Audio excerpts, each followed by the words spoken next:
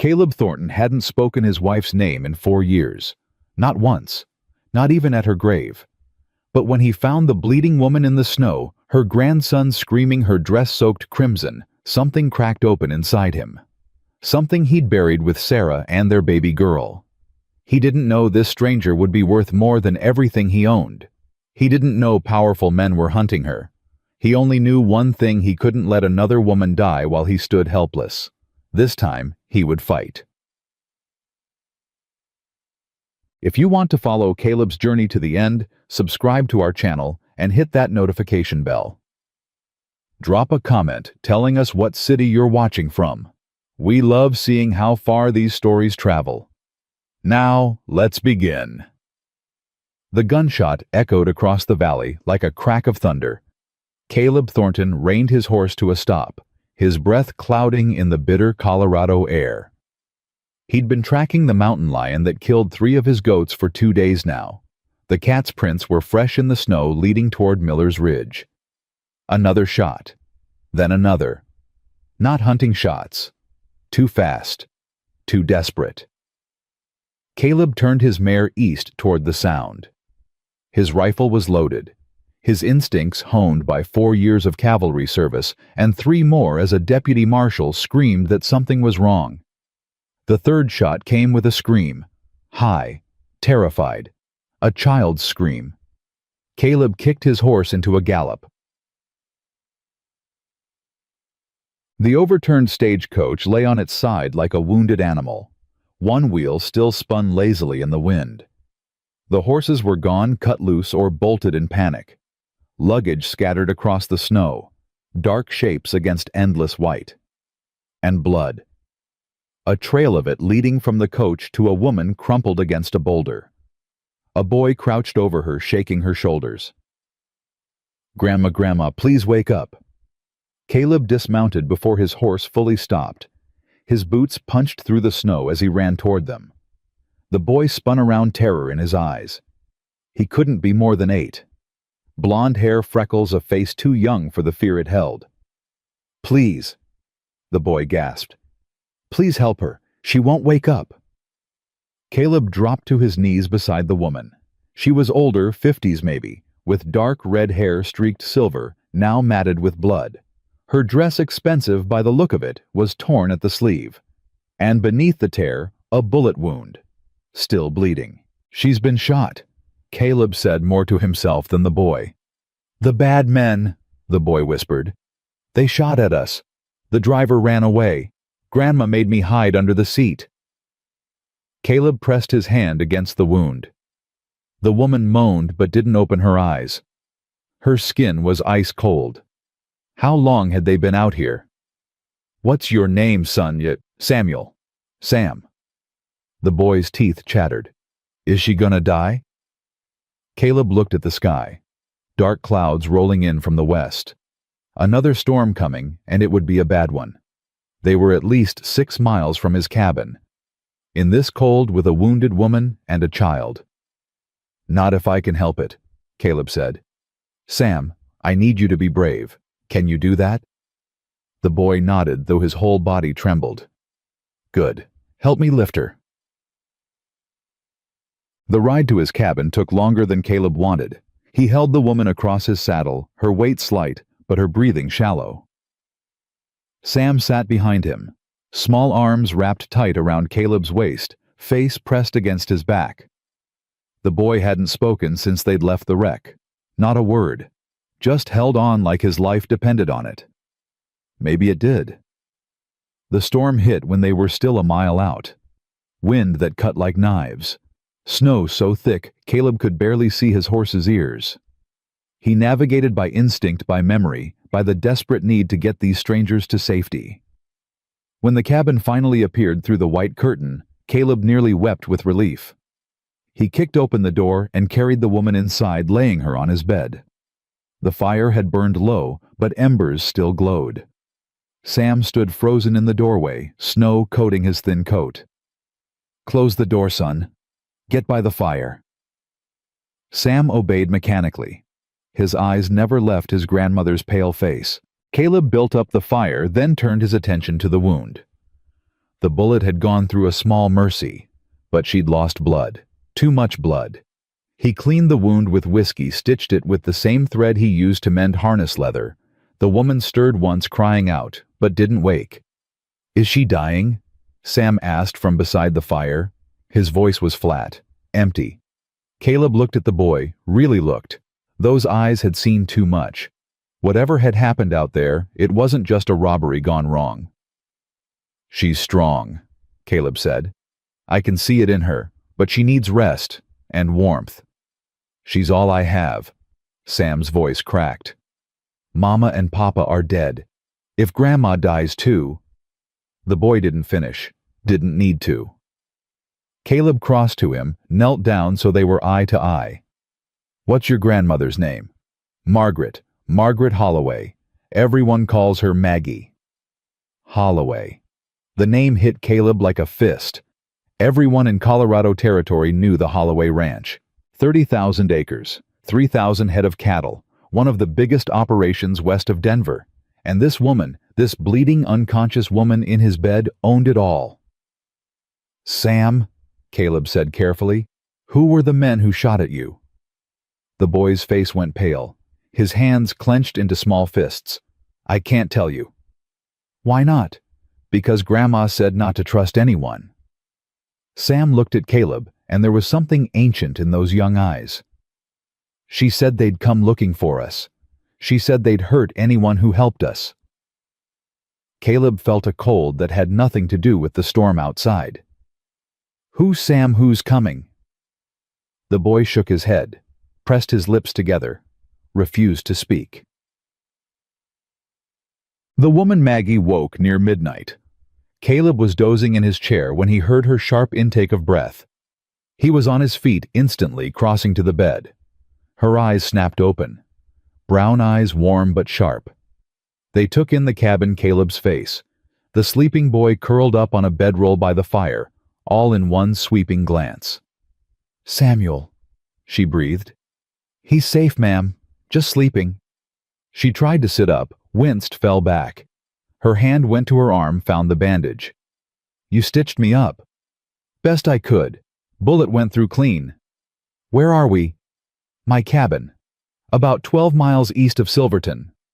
She closed her eyes and Caleb saw relief wash over her features, but it was followed quickly by something else.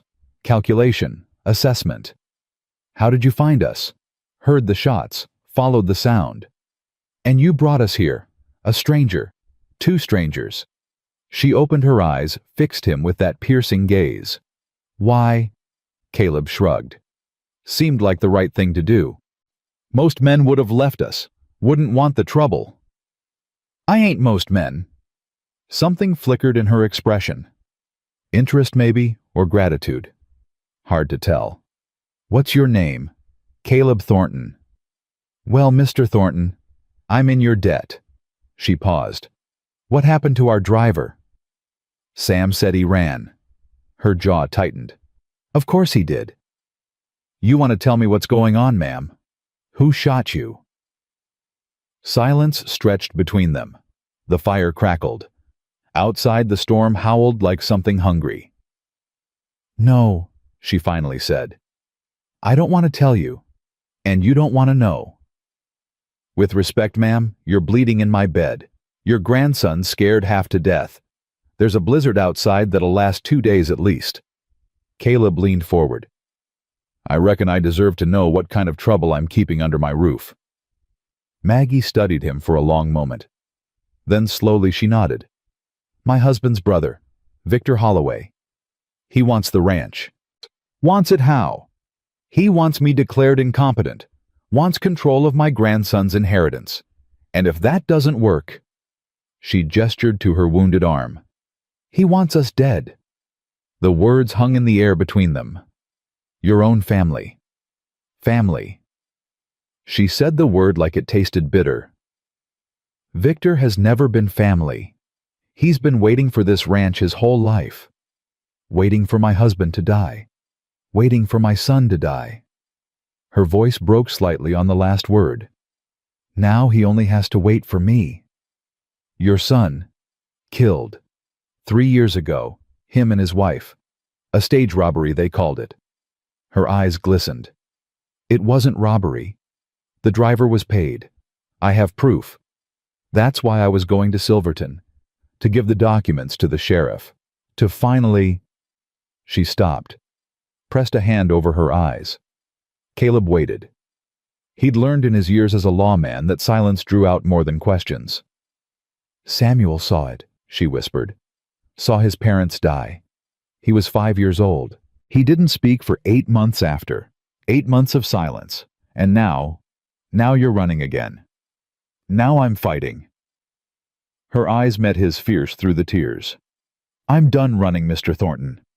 I've gathered enough evidence to hang Victor 3 times over. I just need to get it to the right people. Where are these documents? She hesitated, then reached beneath her dress into a hidden pocket and withdrew a leather folder. Here, everything. Bank records, witness statements, a letter from Victor to the driver who killed my son. Caleb stared at the folder. Such a small thing to be worth killing for. You've been carrying this the whole time. I don't let it out of my sight. She clutched it to her chest. It's all I have. All Thomas and Catherine have. Without this, Victor wins. He gets the ranch, gets Samuel, gets everything he ever wanted. And you end up dead. Yes. Simple. Matter of fact. I end up dead. The fire popped, sending sparks up the chimney. Caleb sat back, processing everything she'd told him. A land dispute turned deadly. A family torn apart by greed. A boy who'd watched his parents die. And now they were here, in his cabin, in his care. How long till Victor comes looking? A day, maybe 2. The storm will slow him down, but he won't stop. He can't afford to. If I reach the authorities with these documents, his whole scheme falls apart. Exactly. Caleb looked toward the fire where Sam slept on. The boy's face was peaceful in sleep, younger somehow, vulnerable. Ma'am. Maggie. Call me Maggie. You've seen me bleed and stitched me back together. I think we're past formalities. A ghost of a smile touched Caleb's lips. Maggie, then. I'm going to be straight with you. I'm just a rancher with a few goats and a cabin in the middle of nowhere. I ain't a lawman anymore. I ain't anymore. She caught the word. You were law. Deputy Marshal. Abilene. Before I came here. Hun? Why did you leave? The question was simple. The answer was anything but. Caleb looked at the cradle in the corner. The empty cradle he couldn't bring himself to burn or give away. 4 years, and it still sat there, a monument to everything he'd lost. My wife, he said quietly. And my daughter. Typhoid took them. 4 years ago. Maggie's expression softened. I'm sorry. I wasn't there. When they got sick. I was chasing outlaws 3 counties over. By the time I got word, by the time I rode back. He stopped, swallowed. Sarah was already gone. The baby lived another 2 days. Silence. But it was a different kind of silence now. Understanding, not suspicion. So you came here, Maggie said. To be alone. Seemed easier. Not being around people. Not being reminded. Did it work? Caleb thought about the past 4 years. The endless quiet. The conversations with ghosts. The slow erosion of everything that made him human. No, he admitted. It didn't. Maggie watched him with those perceptive eyes. Then maybe it's time to try something different. Morning came gray and cold. The storm had settled into a steady snowfall, not the violent blizzard of the night before, but enough to keep anyone trapped indoors. Sam woke first, scrambling to his grandmother's side. Grandma, you're awake. I'm awake, sweetheart. Maggie wrapped her good arm around him. I'm right here. I was so scared. There was so much blood and you wouldn't wake up and... Shh, I know. But Mr. Thornton found us. He took care of us. Sam looked at Caleb, who was stoking the fire. Thank you, the boy said solemnly. for saving my grandma." "You're welcome, son. I'm not your son." It came out sharp. Then Sam's face crumpled. "I'm sorry. I didn't mean my papa used to call me son. Before. Sam." Maggie's voice was gentle but firm. "It's all right. Mr. Thornton understands." Caleb nodded. "I do. And I'm sorry. I won't call you that again." Sam wiped his eyes roughly. "No, you can call me that. If you want. It's just hard sometimes." Something twisted in Caleb's chest. This boy, 8 years old, orphaned, hunted, was trying so hard to be brave. "How about breakfast?" Caleb said, changing the subject. "I've got some salt pork and biscuits. Nothing fancy, but it'll warm you up." They ate in near silence. Maggie could sit up now, though she moved carefully, mindful of her wound. Sam stayed close to her, as if afraid she might disappear if he looked away. "The storm should blow over by tomorrow," Caleb said. "Day after at the latest. Then we can figure out how to get you to Silverton." Maggie raised an eyebrow. "You think I'm going to let you walk into town alone, with a gunshot wound and a child, while your brother-in-law's men are hunting you? I didn't ask for your help." "No, you didn't, but you've got it anyway." Their eyes met across the table. Maggie's expression was unreadable. "You don't know what you're getting into, Mr. Thornton." "Caleb. And I've got a pretty good idea. Victor has money. Men, connections in the territorial government, the land fraud scheme, it goes higher than him, railroad officials, politicians. If they find out you helped us, then I reckon I'll have made some powerful enemies. You could die." Caleb shrugged. "Everybody dies. Might as well be for something that matters." Sam looked between them. "Are you two going to fight?" "No, sweetheart," Maggie said. "We're just discussing." It sounded like fighting. Sam frowned. "Mama and Papa used to discuss like that too, before they stopped." The innocent observation cut through the tension. Maggie's face softened. Caleb found himself suppressing a smile. "Your grandma and I have different opinions," Caleb said, "but we both want the same thing, to keep you safe." "And to make Uncle Victor pay for what he did," Sam added. His voice was hard, too hard for a child. "Sam," Maggie started. "He killed Mama and Papa. I know he did. You don't have to pretend anymore, Grandma. I'm not a baby." The room fell silent. Maggie reached for her grandson's hand. "No, you're not a baby. You haven't been for a long time." She looked at Caleb over Sam's head. "He deserves to know the truth, all of it." "Are you sure? He's lived with the lies long enough." So Maggie told him. Everything. About Victor's gambling debts, about the land fraud scheme, about the letter proving he'd hired the men who killed Thomas and Catherine. Sam listened without interrupting. His face went from pale to ashen. His hands trembled in his lap. When she finished, he said only one thing. "Good." "Good," Maggie repeated, confused. "Good that we have proof. Good that he's going to get what he deserves." Sam's jaw set in a way that made him look startlingly like his grandfather. "Papa always said that bad men get away with things because good people don't fight back. We're fighting back." Caleb felt something shift inside him. This boy had every reason to be broken, to collapse into grief and fear. Instead, he was finding his spine. Maybe courage wasn't about age. Maybe it was about having something worth fighting for. "Sam," Caleb said, "your papa sounds like he was a wise man." "He was. The best." Sam's eyes met Caleb's. "Are you a good man, Mr. Thornton?" The question hit harder than Caleb expected. Was he? He'd spent 4 years hiding from the world. 4 years nursing his grief like a wound he didn't want to heal. He'd told himself it was honoring Sarah's memory. But was it, "I'm trying to be," he said finally. "Some days are harder than others." Sam nodded as if this answer satisfied him. That's what Papa said too. He said being good isn't something you are. It's something you do. Every day. Maggie's eyes shimmered. Thomas told you that? Yeah, the day before. Sam stopped, swallowed. The day before.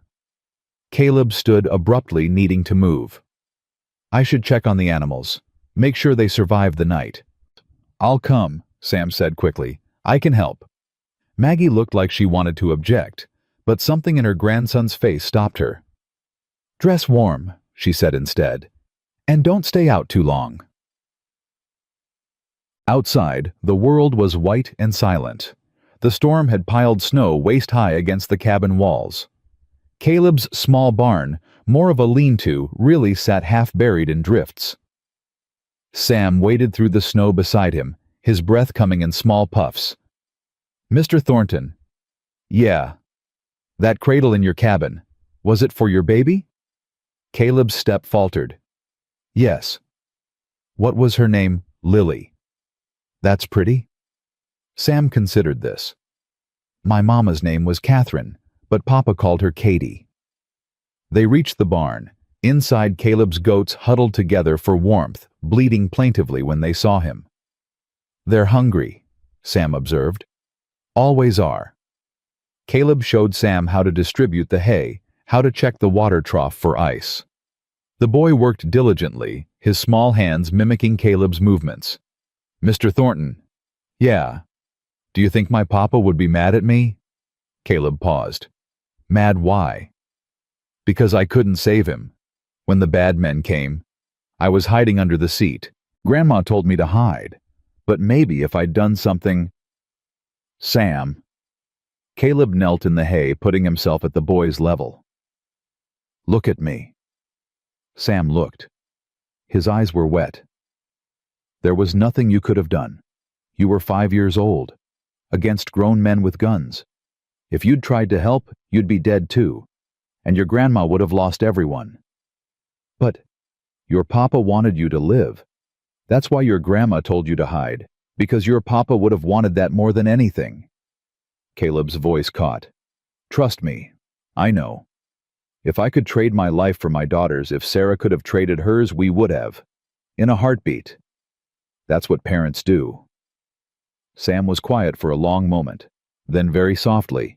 Do you miss them? Every day. Does it ever stop hurting? Caleb thought about lying, thought about offering false comfort.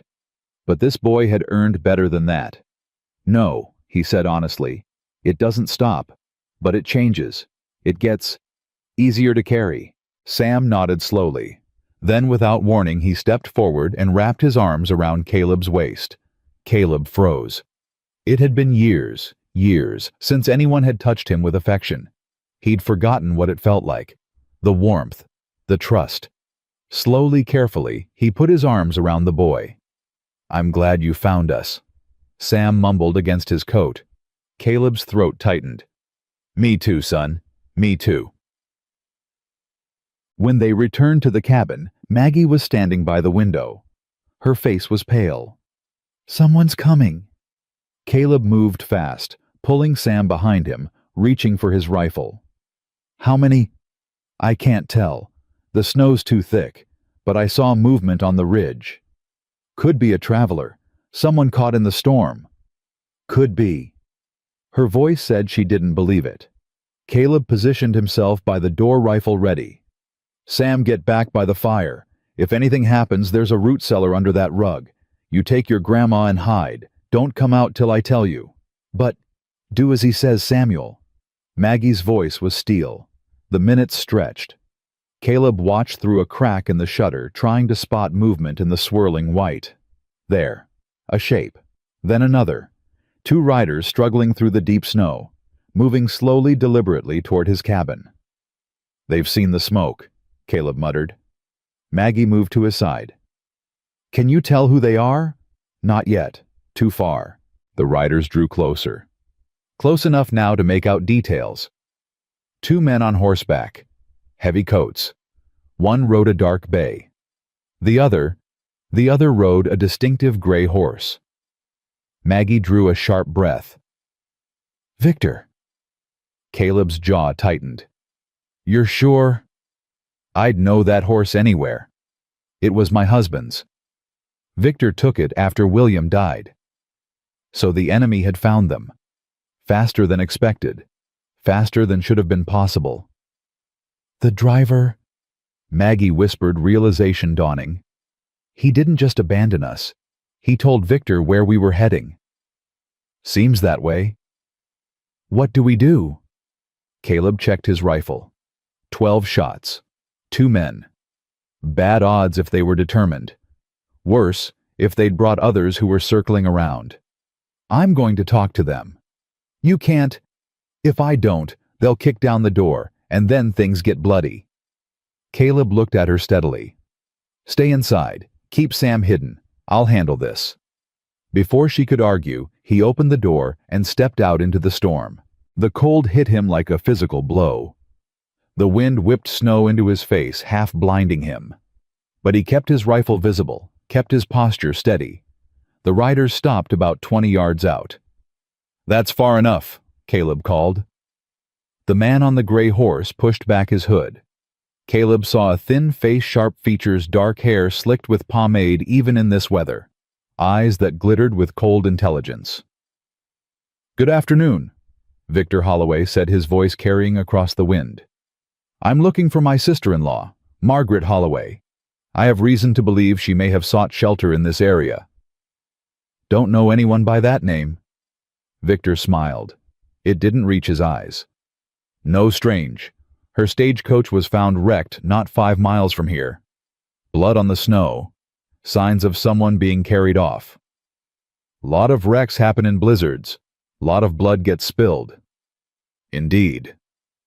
Victor's gaze traveled over the cabin, the smoke from the chimney, the fresh tracks in the snow. You live here alone, Mr. Thornton. And what business is it of yours? None at all. I'm simply a concerned family member searching for my brother's widow and his grandson. Victor paused. A young boy, 8 years old, blonde hair. Have you seen him? No. The lie came easily. Caleb had told plenty of them as a lawman, had learned to keep his face blank, his voice steady. Victor studied him for a long moment. Then he reached into his coat. Caleb's rifle came up. Hands where I can see them. Easy, Mr. Thornton. I'm simply retrieving something. Slowly, Victor withdrew a leather wallet. From it, he pulled several bills. There's a reward for information leading to my family's safe return. $500. $500. More than Caleb made in 2 years. Generous. Margaret is unwell. She's been making accusations, wild claims. She needs help, proper help, the kind only family can provide. And the boy, Samuel, is my heir now that his father is gone. My responsibility. I only want what's best for him. Caleb held the man's gaze, saw the smooth confidence, the practiced concern, the absolute certainty that money could buy anything, and beneath it all the cold calculation of a predator. Haven't seen them, Caleb said again. Now I'd appreciate if you'd move on.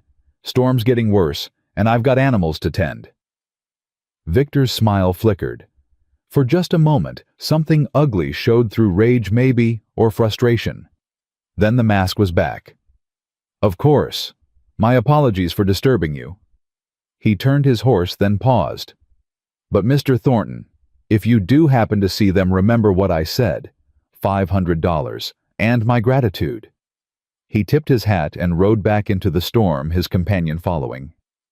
Caleb watched until they disappeared into the white. Then he turned and went back inside. Maggie stood where he'd left her, Sam clutching her good hand. Well? She asked. Caleb set down his rifle. He knows you're here, or suspects. He'll be back, with more men next time. How long do we have? Till the storm breaks, maybe a day, maybe less. Maggie's face was pale, but her voice was steady. Then we don't have time to wait. We need to get to Silverton tonight. In this storm, with your arm, with Sam. We don't have a choice. Caleb shook his head. We'd never make it. 6 miles in a blizzard with Victor's men looking for us, you'd be dead before sunrise. Then what do you suggest? Caleb looked at the fire, at the walls he'd built with his own hands, at the cabin that had been his tomb for 4 years. I suggest we make a stand. Right here. Sam stepped forward. You mean fight them? I mean be ready to fight. But more than that, I mean outsmart them. Caleb's mind was working now, the lawman's instincts coming back to life. Victor thinks he's hunting rabbits. Let's show him he's cornered wolves. Maggie studied him. You have a plan. The beginning of one. Caleb met her eyes. But I need to know something first. How far are you willing to go to protect Sam, to bring Victor down? The woman who answered wasn't the wounded victim he'd carried through the snow. This was Margaret Holloway, rancher, widow, grandmother, survivor. All the way, Mr. Thornton. To the very end. Caleb nodded. For the first time in 4 years, he felt something other than grief. He felt alive. Then let's get to work. They worked through the night. Caleb showed Maggie the root cellar beneath the cabin floor, a space barely large enough for 2 people hidden under a heavy oak trap door. He'd dug it himself back when he still believed in futures worth preparing for. If they breach the door, you take Sam down there, he said. Don't come out till you hear my voice, only my voice. And if I don't hear it, then you wait till dark and head south. There's a hunting cabin about 4 miles up the ridge. Yellow cloth tied to the trees will mark the path. Maggie grabbed his arm. I'm not hiding in a hole while you die for us. You're not dying for nothing while your grandson watches. Caleb's voice was hard. That boy's already seen his parents murdered. I won't let him see you go the same way. And what about what he sees happen to you? The question stopped him. Caleb looked at Sam, who sat by the fire, pretending not to listen. His small hands working a piece of kindling into something unrecognizable. He barely knows me. He knows enough. Maggie stepped closer, her voice dropping. He asked me this morning if you were going to leave us, like everyone else. What did you tell him? I told him I didn't know. Her eyes held his. Was I wrong? Caleb didn't answer, couldn't answer.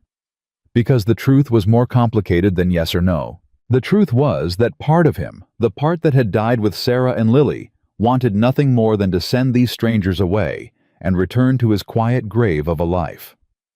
But another part, a part he'd thought long buried, that part wanted to fight.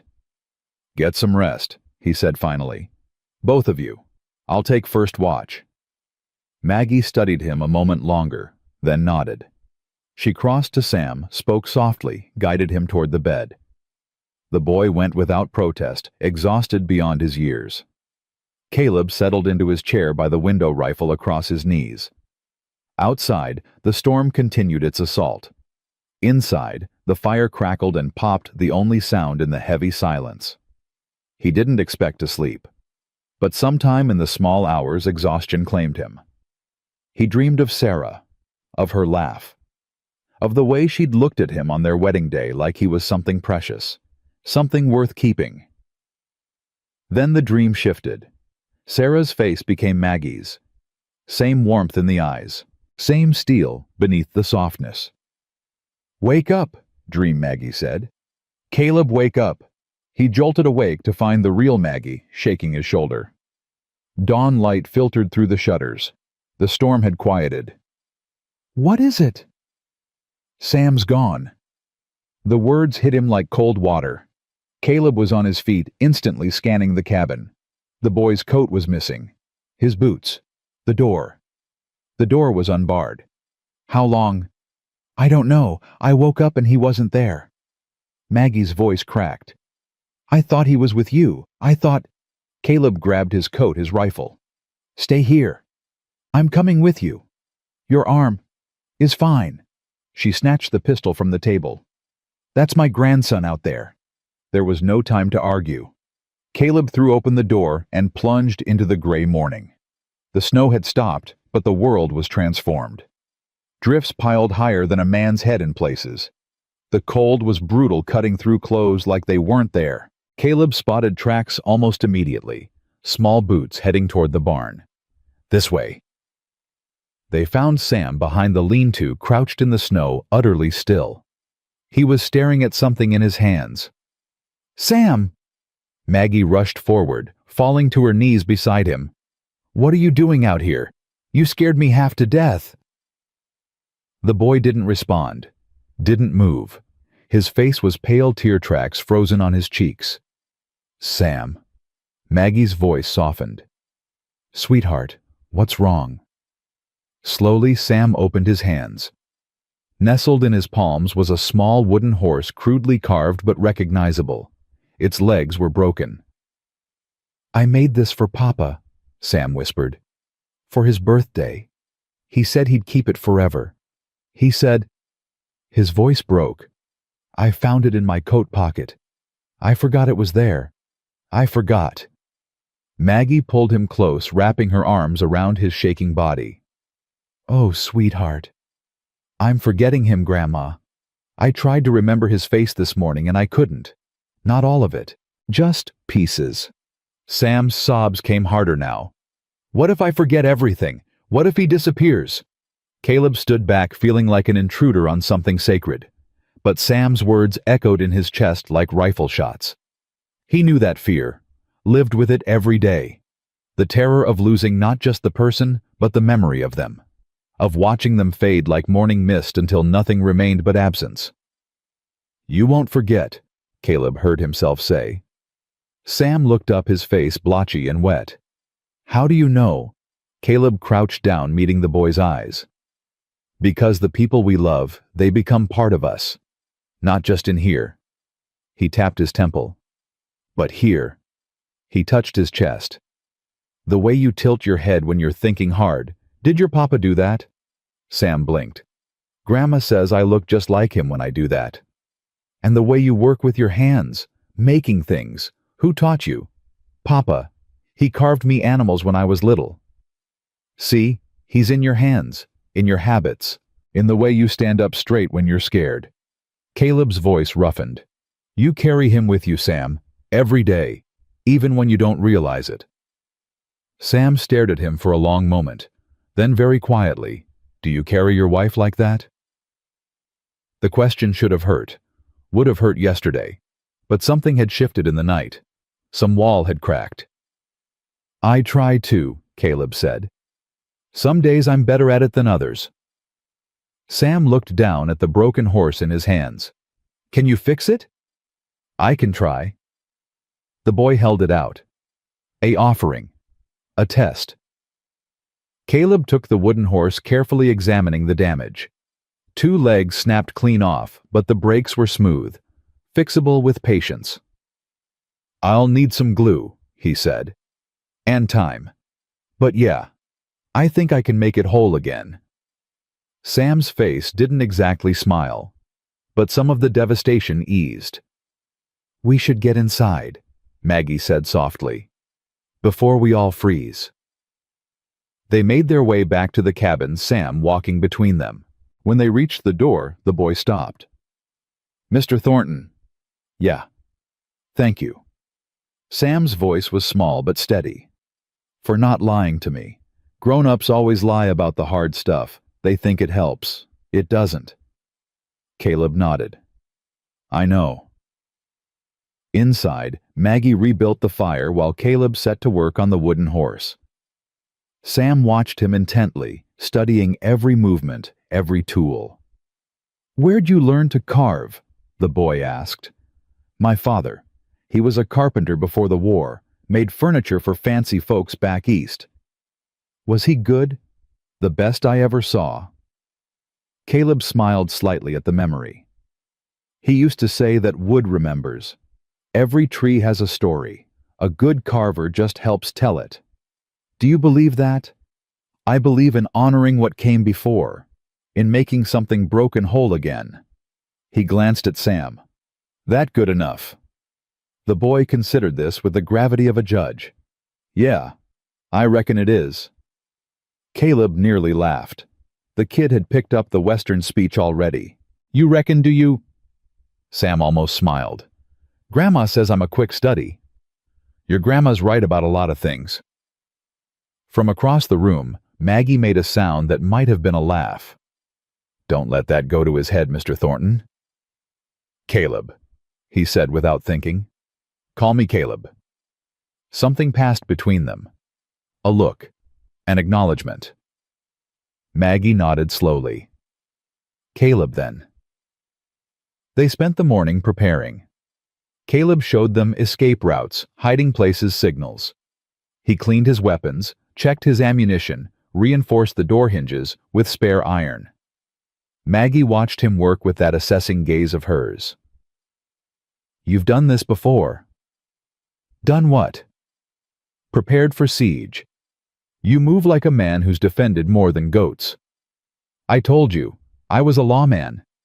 "There's lawman, and there's soldier." She tilted her head. "Which were you first?" Caleb's hands stilled on the rifle he was cleaning. "Does it matter?" "Everything matters. Every piece of a person tells you who they are." He was quiet for a moment. Then, "Union Cavalry. 3 years. Chickamauga, Chattanooga, Nashville." "You saw action." "Too much." He resumed cleaning, his movements mechanical. "When the war ended, I didn't know how to be anything else. Marshal's badge seemed like a way to keep doing what I knew. Protecting people, fighting bad men." "Why did you stop?" "I told you. Sarah and Lily died, yes. But men have lost families before and kept working, kept fighting." Her voice was gentle but relentless. "What made you run?" The question hung in the air. Caleb's jaw tightened. "Because I failed them." The words came out harsh, jagged. "I was supposed to protect them. That was my job, my purpose. And when it mattered most, when they needed me, I wasn't there." "You were doing your duty." "My duty was to them." The outburst surprised even Caleb. He took a breath, forcing calm. "I chose strangers over my own family. Chased outlaws while my wife and baby died alone. And I couldn't look at yourself anymore." Maggie finished quietly. Caleb said nothing. "Couldn't." "So you came here. To punish yourself. To make sure you never failed anyone again by never letting anyone close enough to fail." Seemed simpler. And has it been simple? He thought about the empty years, the silence that pressed in like a physical weight, the slow erosion of everything that made him human. "No," he admitted. "It's been hell." Maggie rose from her chair, crossed to where he sat. She moved carefully, mindful of her wounded arm, but there was nothing fragile in her bearing. "I know something about hell," she said. "I've lived there for 3 years, watching Victor circle closer, knowing what he did to Thomas and Catherine, raising Sam while pretending everything was fine. Why didn't you go to the law sooner?" "I tried." Bitterness crept into her voice. "Victor has friends, important friends. The first sheriff I approached, the investigation disappeared. The witnesses I found recanted. One of them died in a hunting accident a week after talking to me." Jesus. "I learned to be patient, to gather evidence quietly, to trust no one." She met his eyes. "Until now." "Why me?" "You don't know me." "I know enough." She reached out, touched his hand. Her fingers were cold, but the gesture was warm. "I know you could have left us in the snow. I know you lied to Victor's face to protect us. I know you're teaching my grandson how to grieve without breaking. That doesn't make me trustworthy." "No, this does." She held his gaze. "You're still here. Despite everything. Despite how hard you've tried to disappear. You're still here, and you're still fighting." Caleb looked at her hand on his, felt something crack open in his chest that he'd thought was sealed forever. "I don't know if I remember how," he said quietly, "to be someone worth trusting." "Then let me remind you." Before he could respond, Sam's voice cut through the moment. "Someone's coming." Caleb was at the window in an instant, rifle ready. Through the gap in the shutters, he saw riders approaching. 4 of them this time, moving in formation. "Is it Victor?" Maggie asked, joining him. "Can't tell yet. Too far." But even as he watched, one rider broke ahead of the others. The distinctive gray horse was unmistakable. "It's him, and he's brought friends." "What do we do?" Caleb's mind raced through options. 4 men against 1 with a wounded woman and a child to protect. The cabin was defensible but not against determined assault. If they had dynamite, if they decided to just burn him out, get Sam to the cellar. "Caleb." Now Maggie. She hesitated only a second, then moved. Sam was already pulling back the rug, revealing the trapdoor. "I don't want to hide," the boy said. "I know, but your grandma needs you to be brave. Can you do that?" Sam's jaw tightened. He nodded once, then climbed down into the darkness. Maggie paused at the opening. "If something happens..." "Nothing's going to happen. If something happens," she repeated. "The documents are in my coat, inside pocket. Promise me you'll get them to the sheriff." "Maggie, promise me." Their eyes locked. In that moment, Caleb saw everything, her fear, her determination, her desperate hope.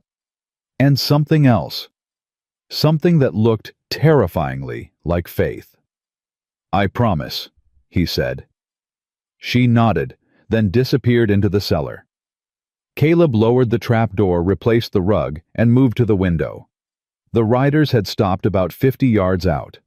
Victor sat tall in his saddle, scanning the cabin with those cold, calculating eyes.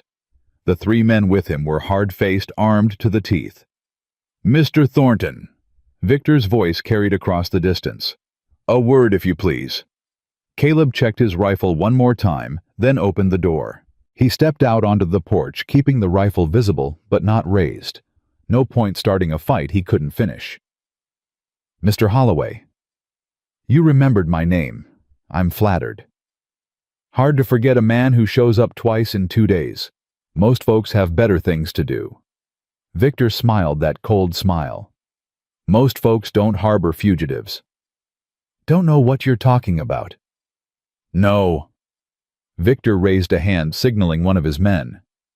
The rider moved forward, tossing something into the snow at Caleb's feet.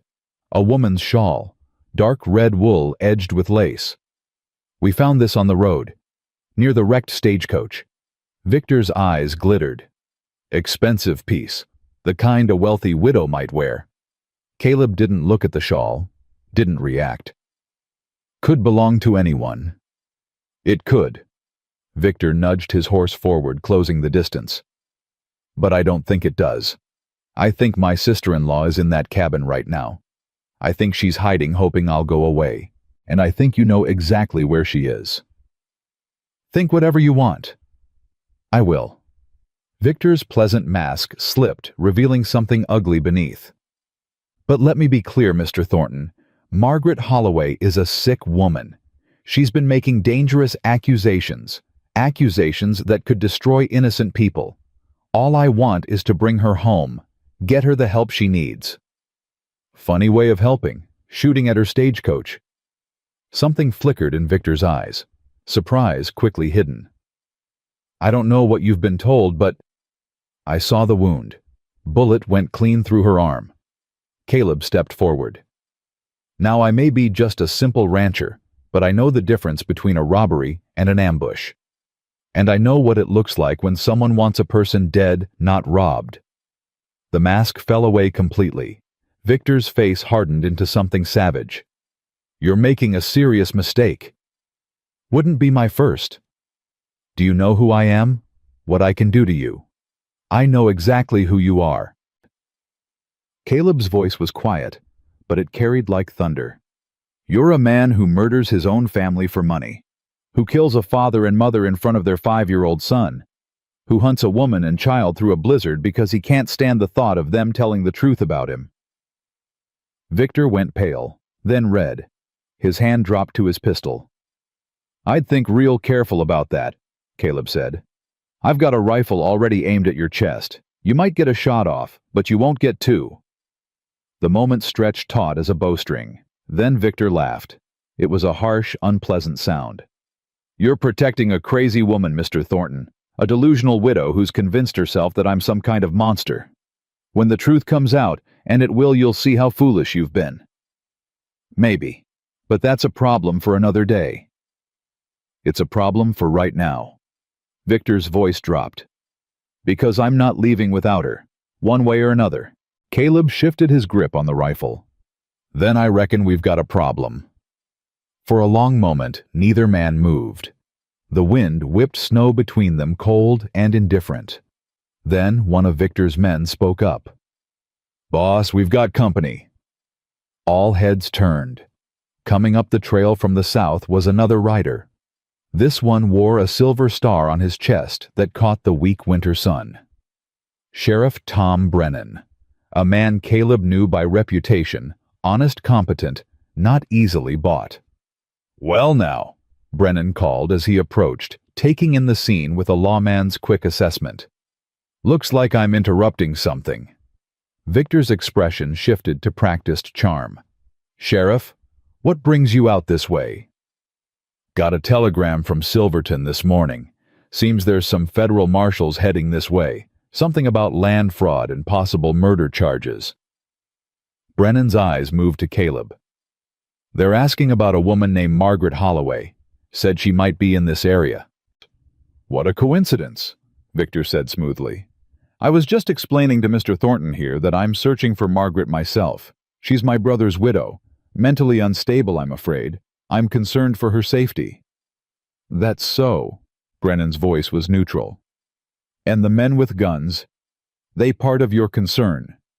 "Protection. The wilderness is dangerous." The sheriff nodded slowly. Then he turned to Caleb. "Thornton, isn't it mind if I come inside, warm up a bit?" Caleb hesitated only a second. "Sure, Sheriff. Coffee's on." He opened the door, stepped aside to let Brennan through. As the sheriff passed, their eyes met. Brennan knew, or suspected. "Wait here," Victor said sharply, moving to follow. Brennan turned, one hand resting casually on his holstered pistol. "This is between me and Mr. Thornton Holloway. Official business. I'm sure you understand." Victor's jaw tightened. For a moment, Caleb thought he might push it. Then the rancher forced a smile. "Of course. We'll wait." Inside, Brennan surveyed the cabin with quick, thorough glances. His gaze paused on the displaced rug, the slightly uneven floor beneath it. "Nice place," he said. "Quiet. I like it that way." "I imagine you do." Brennan turned to face him. "The telegram mentioned documents, evidence of some kind. You wouldn't know anything about that, would you?" Caleb met the lawman's eyes, saw the question there, the test. "What if I did?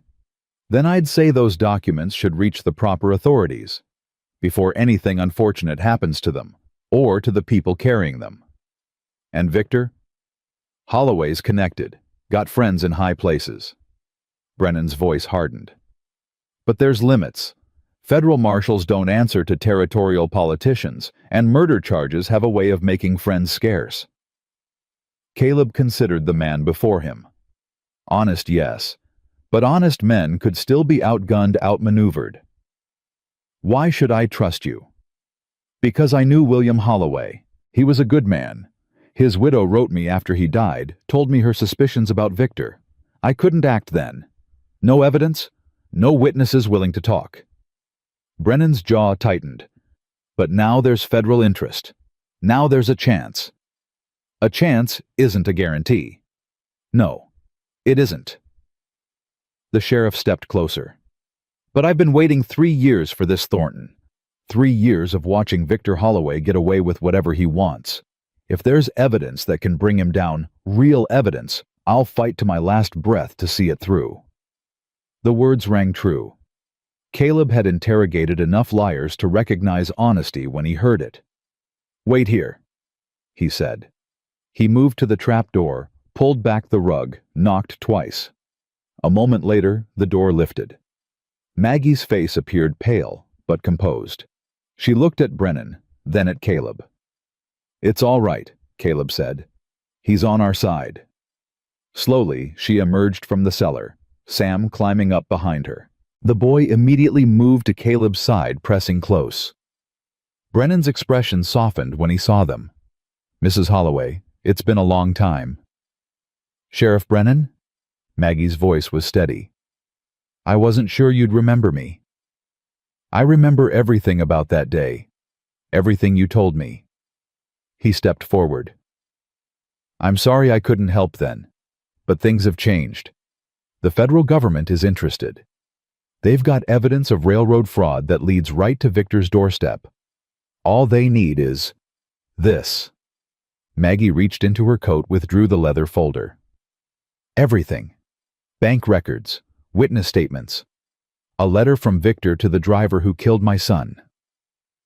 Brennan took the folder with something like reverence. He opened it, scanned the contents, and his face hardened. "This is it.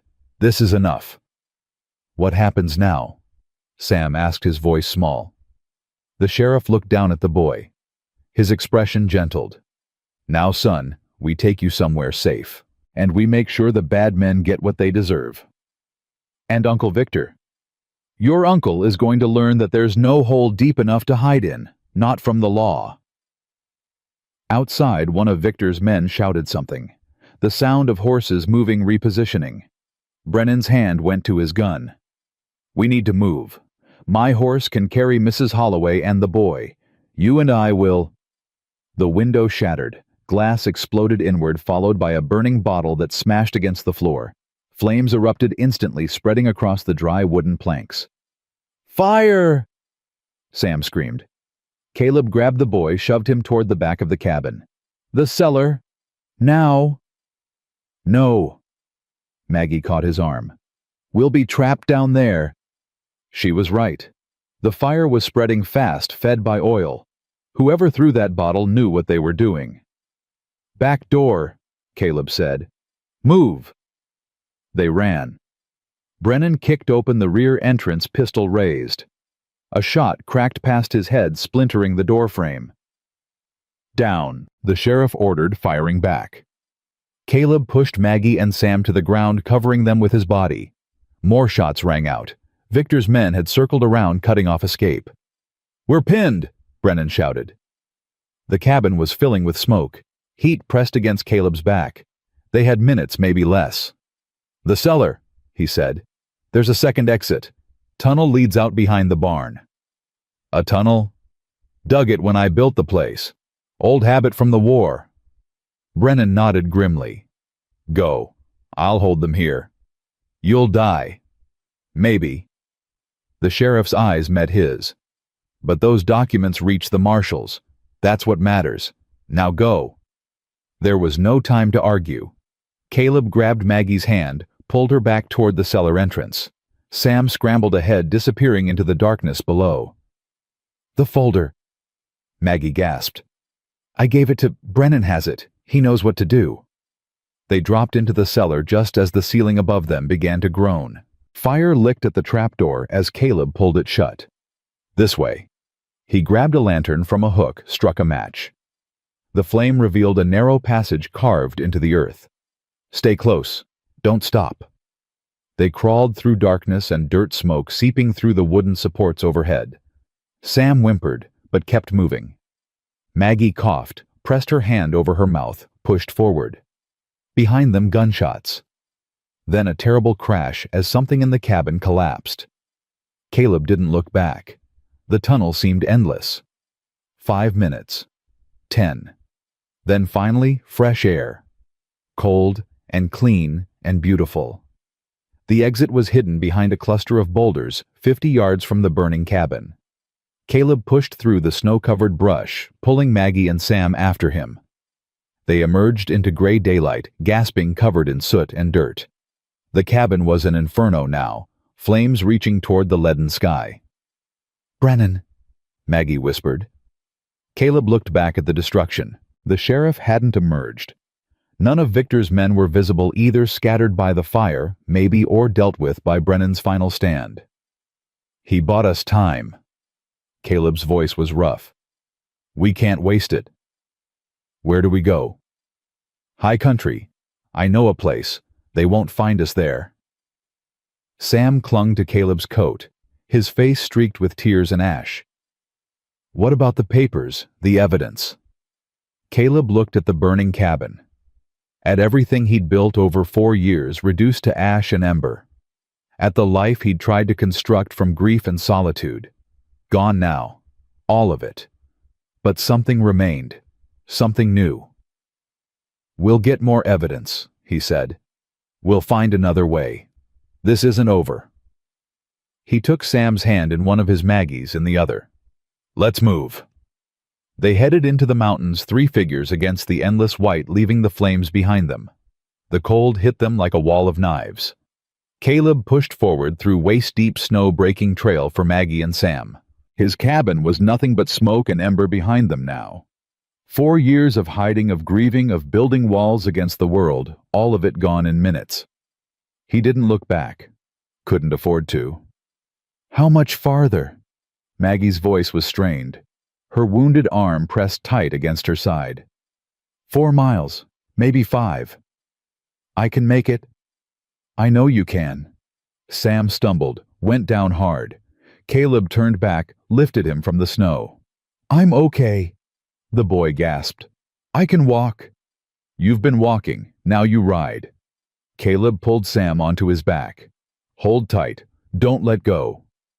Small arms wrapped around his neck. The boy weighed almost nothing too light for 8 years. When had he last eaten properly? They pushed on. The hunting cabin was higher up the ridge, hidden in a cluster of rocks that looked like nothing special from below. Caleb had helped build it years ago, when he still believed in community, in neighbors helping neighbors.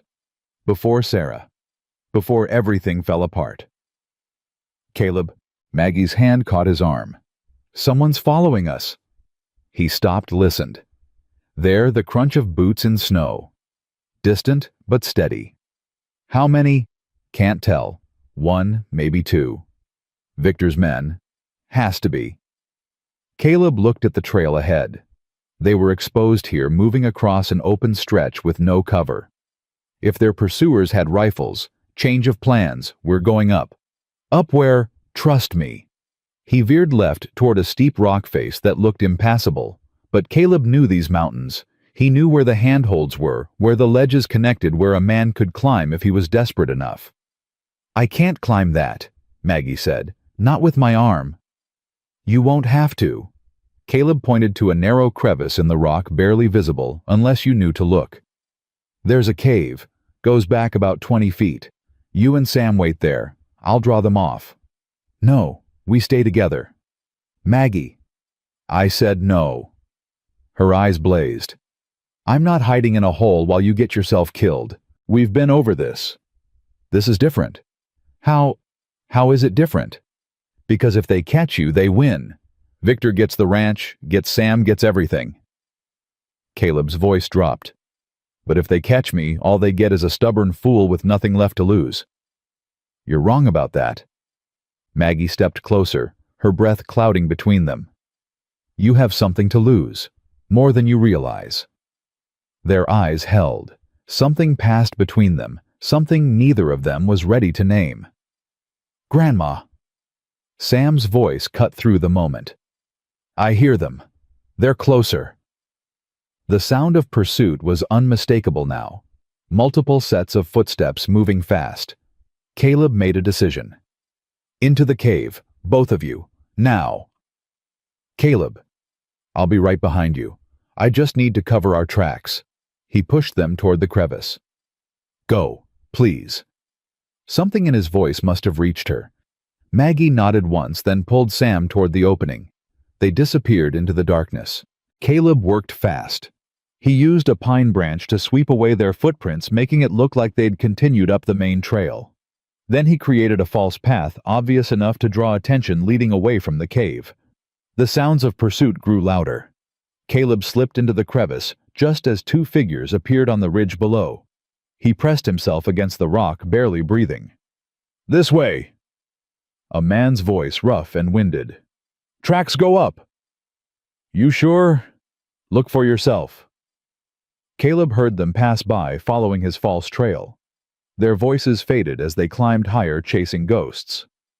He waited 5 minutes. 10. Then he moved deeper into the cave. Maggie and Sam huddled in the darkness, barely visible. Sam was shivering violently, his teeth chattering so loud Caleb could hear them. They're gone, Caleb said. For now. How long do we wait? Till dark. Then we move. Sam can't wait that long. He's freezing. Caleb knelt beside the boy. Sam's skin was ice cold, his lips turning blue. The wet clothes from his earlier fall had soaked through. We need fire, Caleb said. They'll see the smoke. Not if we do it right. He stripped off his coat, wrapped it around Sam. Stay here. I'll be back. He spent the next 20 minutes gathering dry wood from a dead pine near the cave entrance. Built a small fire deep in the cave where the smoke would disperse through cracks in the rock rather than rising in a visible column. The warmth was meager, but it was enough. Sam stopped shivering. Color crept back into his face. Thank you, Maggie whispered, settling beside her grandson. Don't thank me yet. We've still got miles to go. I know. She paused. Caleb, what you did back there, leading them away. You could have been killed. But I wasn't. That's not the point. Then what is... She looked at him across the firelight. You're not the same man who found us in that snowstorm. Something's changed. Caleb felt the truth of her words settle into his bones. Something had changed. He just wasn't sure what to do about it. Maybe I'm remembering who I used to be, he said finally. Who was that? Someone who fought for things. Someone who believed that good could win if you fought hard enough. He poked at the fire. Sarah used to say I was the most stubborn man she'd ever met. Said I'd argue with a rock if I thought it was wrong. Maggie smiled slightly. Sounds like a smart woman. The smartest. Smarter than me anyway. She sounds like someone I would have liked. She would have liked you too. The words came out before Caleb could stop them. He looked away, suddenly uncomfortable. A small hand tugged at his sleeve. Mr. Thornton. Sam's voice was drowsy from warmth and exhaustion. Yeah. Are you going to stay with us after this is over? The question hit harder than any of Victor's bullets. Caleb opened his mouth closed. It tried again. I don't know, Sam. I haven't thought that far ahead. Grandma says thinking ahead is important. She says that's how she kept Holloway Ranch running after Grandpa died. Your grandma's a wise woman. She likes you, I can tell. Sam's eyes were drifting closed. I like you too. You're different from Uncle Victor. Different how? You're sad, but you're not mean about it. Uncle Victor is sad too, I can see it sometimes, but he hurts people because of it. Sam yawned. I don't want to be like that when I grow up. I want to be like you. The boy's words hung in the smoky air as sleep claimed him. Caleb sat motionless, something cracking open in his chest. He means it, Maggie said quietly. He doesn't say things he doesn't mean. Not anymore. I'm not worth looking up to. That's not your decision to make. She moved closer, her voice soft. Sam lost his father. His world fell apart. And then you came along, this stranger who saved us from the snow, who stood up to Victor, who taught him that grief doesn't have to make you cruel. I didn't teach him anything. You taught him everything, just by being who you are. Caleb shook his head. You don't know who I am. Not really. Then tell me. The invitation was simple, but nothing about it was easy. Caleb had spent 4 years burying his past, walling off his memories, turning himself into a ghost. Now this woman, this fierce, wounded, beautiful woman, was asking him to tear down those walls. What do you want to know? Everything. But we can start with your daughter. Lily. Even the name felt like broken glass in his throat. She lived 3 days. Caleb said, his voice barely above a whisper. 3 days. Long enough to open her eyes. Long enough to grip my finger with her tiny hand. Long enough for me to make her 1,000 promises I couldn't keep. What kind of promises? That I'd always protect her. That I'd teach her to ride and shoot and read. That I'd walk her down the aisle someday. His voice cracked. That I'd be there. Always. But you weren't there when she died. No. Sarah called for me, the neighbor told me afterward. Called my name over and over as the fever took her, and I was 40 miles away chasing a man who'd stolen some cattle. The bitterness in his voice was acid. Cattle. I traded my family's lives for cattle. You didn't know, didn't I? Caleb looked at her, and all the grief he'd buried came flooding back. I knew Sarah wasn't feeling well when I left. I knew there was sickness in the territory. But I went anyway because that was my job, because people were counting on me. And your family was counting on you too. Yes, and I failed them. Maggie was quiet for a long moment. Then she reached out and took his hand. My son Thomas was a lot like you, she said. Dedicated, principled, always putting duty before self. When I told him my suspicions about Victor, he insisted on investigating himself. I begged him to be careful, begged him to let the law handle it. He didn't listen. No. He said some things were too important to leave to others. Said a man had to stand for something or he stood for nothing. Her grip tightened. He was right, and he died for it, but I've never once wished he'd been different. Even knowing how it ended. Especially knowing. She held his gaze. Thomas died fighting for justice, for his family, for what he believed in. There's no shame in that. The shame would have been in doing nothing. Is that supposed to make me feel better? It's supposed to make you think. Her voice hardened. You've been punishing yourself for 4 years, Caleb. Telling yourself you're worthless because you weren't there when Sarah needed you. But what would she say if she could see you now? She'd say. He stopped, swallowed. She'd say I was being a fool. And that she didn't marry a coward. Did she? Caleb thought about the man he'd been. The soldier, the lawman, the husband and father who'd believed in justice, in honor, in fighting for what was right. Somewhere along the way he'd lost that man, buried him under grief and guilt and years of solitude. But maybe he wasn't gone. Maybe he'd just been waiting. No, Caleb said quietly. She didn't. Maggie's hand was still in his. Warm, steady, anchoring him to something he'd forgotten he needed. Then stop acting like one. The words should have stung. Instead, they felt like sunlight breaking through clouds. You don't pull punches, do you? Life's too short for punches that don't land. She smiled slightly. Besides, you need someone to tell you the truth. Lord knows you won't tell it to yourself. And you think you're that someone? I think I could be. She paused. If you let me. The firelight flickered between them. Sam slept on, oblivious to the moment passing over his head. Caleb should have pulled away, should have retreated behind his walls where it was safe, where nothing could hurt him anymore. Instead, he tightened his grip on her hand. Maybe I will. They sat in silence after that, watching the fire burn down.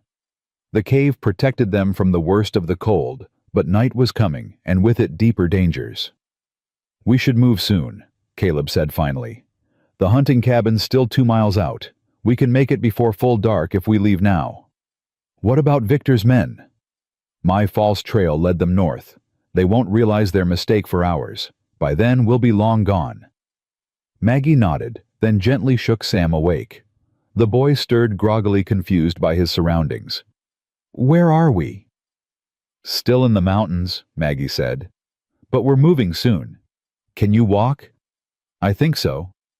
Sam rubbed his eyes. I had a dream about Papa. He was smiling at me, said everything was going to be okay. Maggie's face tightened, but her voice stayed steady. Then we'd better make sure he's right. They left the cave as the sun dropped toward the horizon. Caleb led them along a ridge trail, staying low, using every fold of terrain for cover. Sam walked between them, his small hand clutching Caleb's coat. The hunting cabin appeared just as the last light faded, a low structure built into the mountainside, invisible unless you knew exactly where to look. Caleb pushed open the door, checking for signs of recent use. Empty. Cold. But dry and defensible. "We'll stay here tonight," he said. "Build a fire once it's full dark. The smoke won't show. And tomorrow, we figure out how to get you to Silverton. The federal marshals should be arriving by now, with Brennan's testimony and whatever evidence they already have. Brennan might be dead." Maggie's voice was flat. "We don't know what happened after we left." "No, we don't." Caleb met her eyes. "But we have to believe. We have to keep fighting. Even without the documents. Victor's scheme is too big to hide completely. The railroad connections, the land fraud, there'll be other evidence, other witnesses. And if there isn't, then we find another way." Sam had been listening silently. Now he spoke up. "Grandma, what about the copy?" Maggie went still. "What copy?" "The copy you made. Of all the papers. You said you always make copies in case something happens to the originals." Sam frowned. "You put them in the special place, remember, at Holloway Ranch?" The air in the cabin changed. Maggie's eyes widened. "The safe," she breathed. "In William's study, behind the painting." "You have copies?" Caleb asked. "Complete copies. Of everything." Her voice gained strength. "I made them months ago before we left for Silverton. It was just a precaution. I never thought—" "Can you get to them?" "If I can reach Holloway Ranch, yes. But Victor controls the ranch now. His men will be everywhere."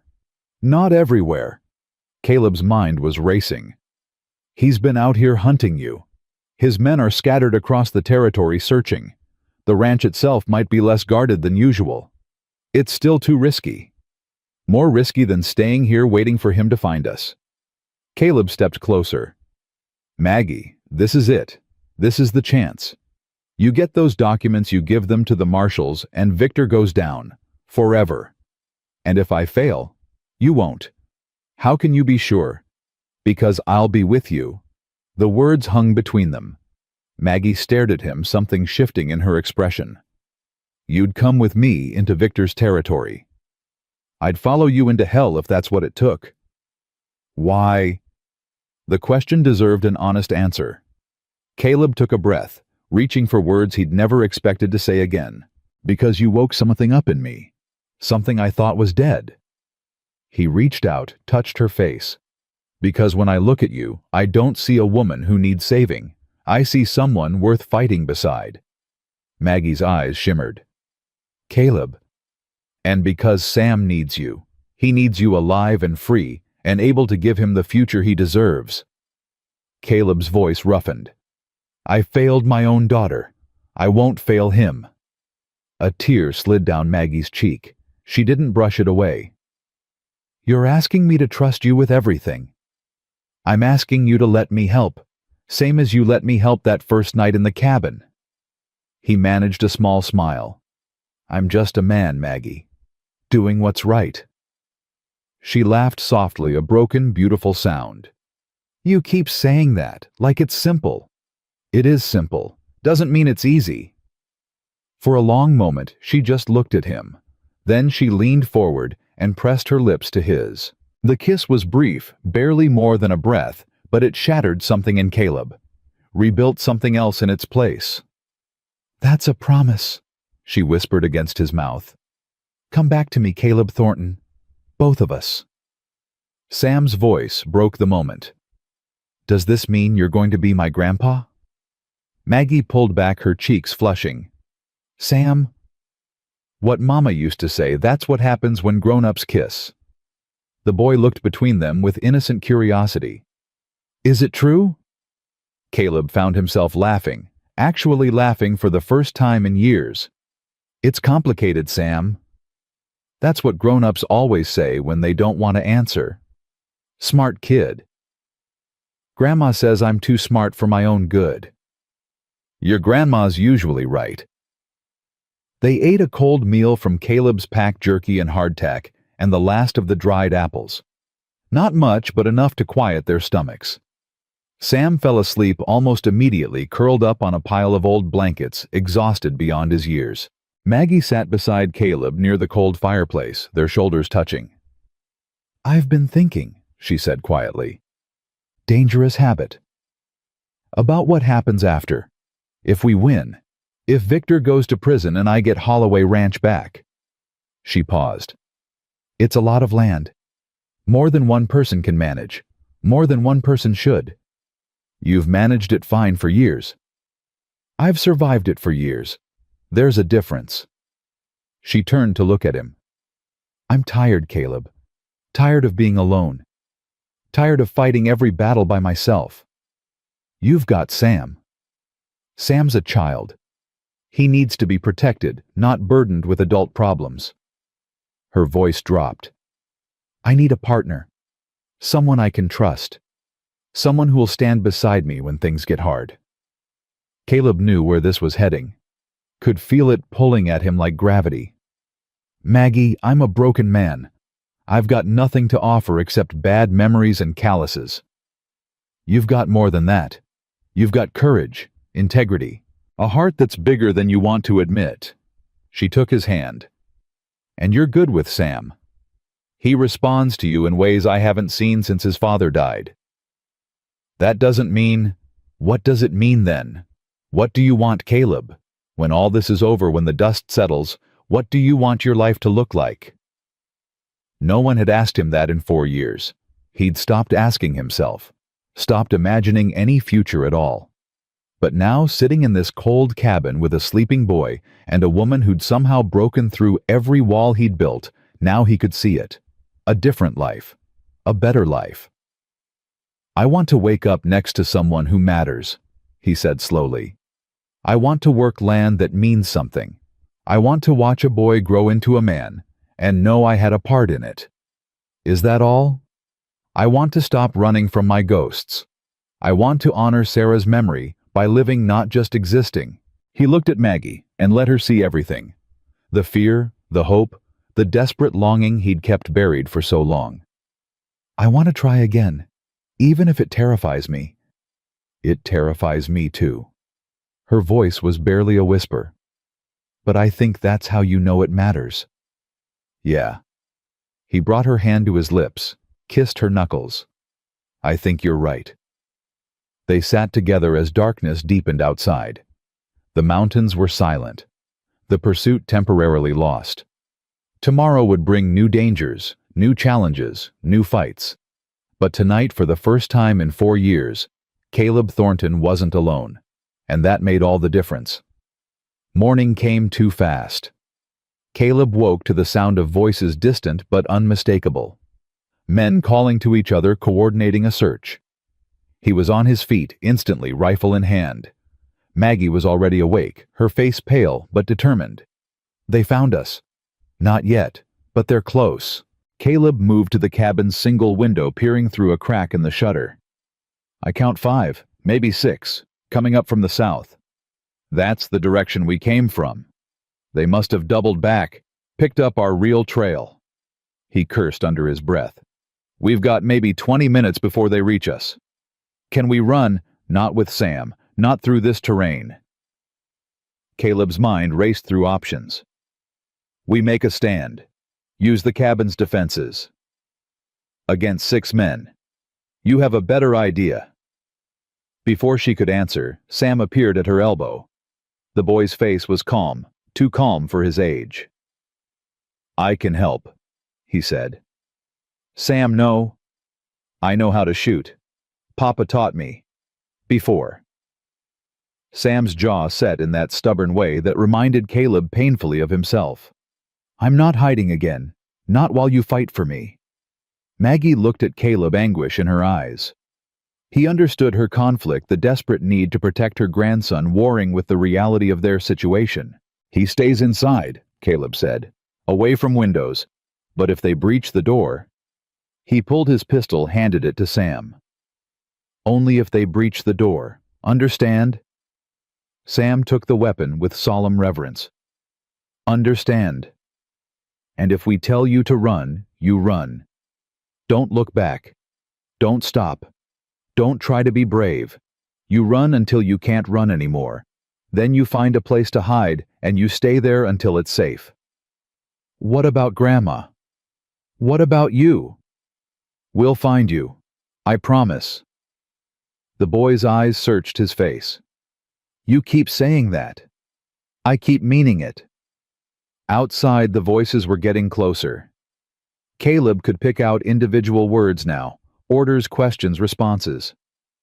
They're spreading out, he murmured to Maggie, circling the cabin. Then we're surrounded. Looks that way. So what do we do? Caleb checked his rifle, counted his ammunition, calculated odds that weren't in their favor. We fight, he said, and we pray. The first shot came 10 minutes later. It punched through the cabin's wall, missing Maggie by inches. She dropped to the floor, pulling Sam down with her. Stay down! Caleb shouted, returning fire through the window. A cry of pain from outside. He'd hit one, but there were still more, and they were spreading out, seeking angles. Thornton. Victor's voice rang across the clearing. This doesn't have to end badly. Give me the woman and the boy, and you walk away. Go to hell. I'm trying to be reasonable here. You've got nothing to gain from this fight. Caleb fired again, deliberately high. Warning shot. I said go to hell. A barrage of gunfire answered him. Wood splintered around the windows. Maggie crawled to the far wall, shielding Sam with her body. We can't hold them off forever, she gasped. Don't need forever, just need long enough. Long enough for what? Before he could answer, a new sound cut through the chaos, the thunder of approaching horses. Lots of them. Coming fast. Victor's men heard it too. The gunfire faltered. Stopped. What the? Someone shouted outside. Caleb risked a look through the window. What he saw made his heart stop. A dozen riders cresting the ridge. At their head, a man in a long coat with a silver star gleaming on his chest. Not Brennan. Someone else. Someone official. Federal Marshals. The lead rider's voice boomed across the clearing. Everyone stand down. This is a federal operation. Victor's men scattered like roaches in lamplight. Some ran for horses. Others threw down their weapons, hands raised in surrender. Victor himself stood frozen in the middle of the chaos, his face a mask of disbelief. No, he said. No, this isn't possible. The lead marshal rode forward, flanked by armed men. Victor Holloway, you're under arrest for land fraud conspiracy to commit murder, and a list of other charges long enough to paper a barn. You can't prove anything. Actually, we can. The marshal reached into his saddlebag, produced a familiar leather folder. Sheriff Brennan made it to town before he died. Handed these to my deputy with his last breath. Said to tell Mrs. Holloway he kept his promise. Brennan. Dead. But he'd saved them. Even at the end, he'd saved them. Caleb lowered his rifle, suddenly exhausted. It was over. After everything, the running, the fighting, the fear, it was finally over. He turned to tell Maggie. She was already moving toward the door, Sam's hand clutched in hers. Tears streamed down her face, but she was smiling. We did it, she whispered. Caleb, we did it. No. He caught her in his arms, held her tight. You did it. You and Sam and Brennan. I just helped. You did more than help. She pulled back, looked into his eyes. You gave us hope. When everything seemed lost, you gave us a reason to keep fighting. Outside, the marshals were securing Victor. The man who'd murdered her son, terrorized her family, burned down Caleb's home. He was finally facing justice. But Caleb barely noticed. All he could see was Maggie's face. All he could feel was her hand in his. What happens now? He asked. Now. She smiled through her tears. Now we go home. The ride to Holloway Ranch took 2 days. Marshal Crawford, the man who'd led the rescue, insisted on a full escort. 6 armed deputies surrounded their small party eyes, constantly scanning the horizon. Victor might be in custody, but his associates were still out there. Men who'd profited from the land fraud scheme. Men who had everything to lose. Sam rode with Caleb, the boy's small body pressed against his back. Maggie rode alongside them, her wounded arm still bound but healing. None of them spoke much. Words seemed inadequate after everything they'd survived. On the second night, they made camp in a sheltered valley. Sam fell asleep almost immediately, exhausted from the journey. Maggie sat beside the fire, staring into the flames. Caleb settled next to her. "You're quiet." "Just thinking." About what comes next." She looked at him, and he saw fear beneath the exhaustion. "Victor's arrested, but his trial could take months, years even. And the people he worked with, the railroad officials, the politicians, they won't just disappear." Crawford said the federal government is committed to prosecution. Crawford is one man, and he doesn't control what happens in territorial courts. Maggie's voice hardened. "I've been fighting this battle for 3 years, Caleb.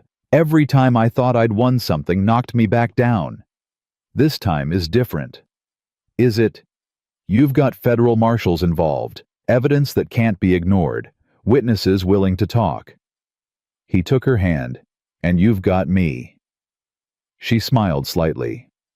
"Do I?" "For as long as you want me." The words hung between them, heavy with meaning. Maggie turned her hand in his, intertwining their fingers.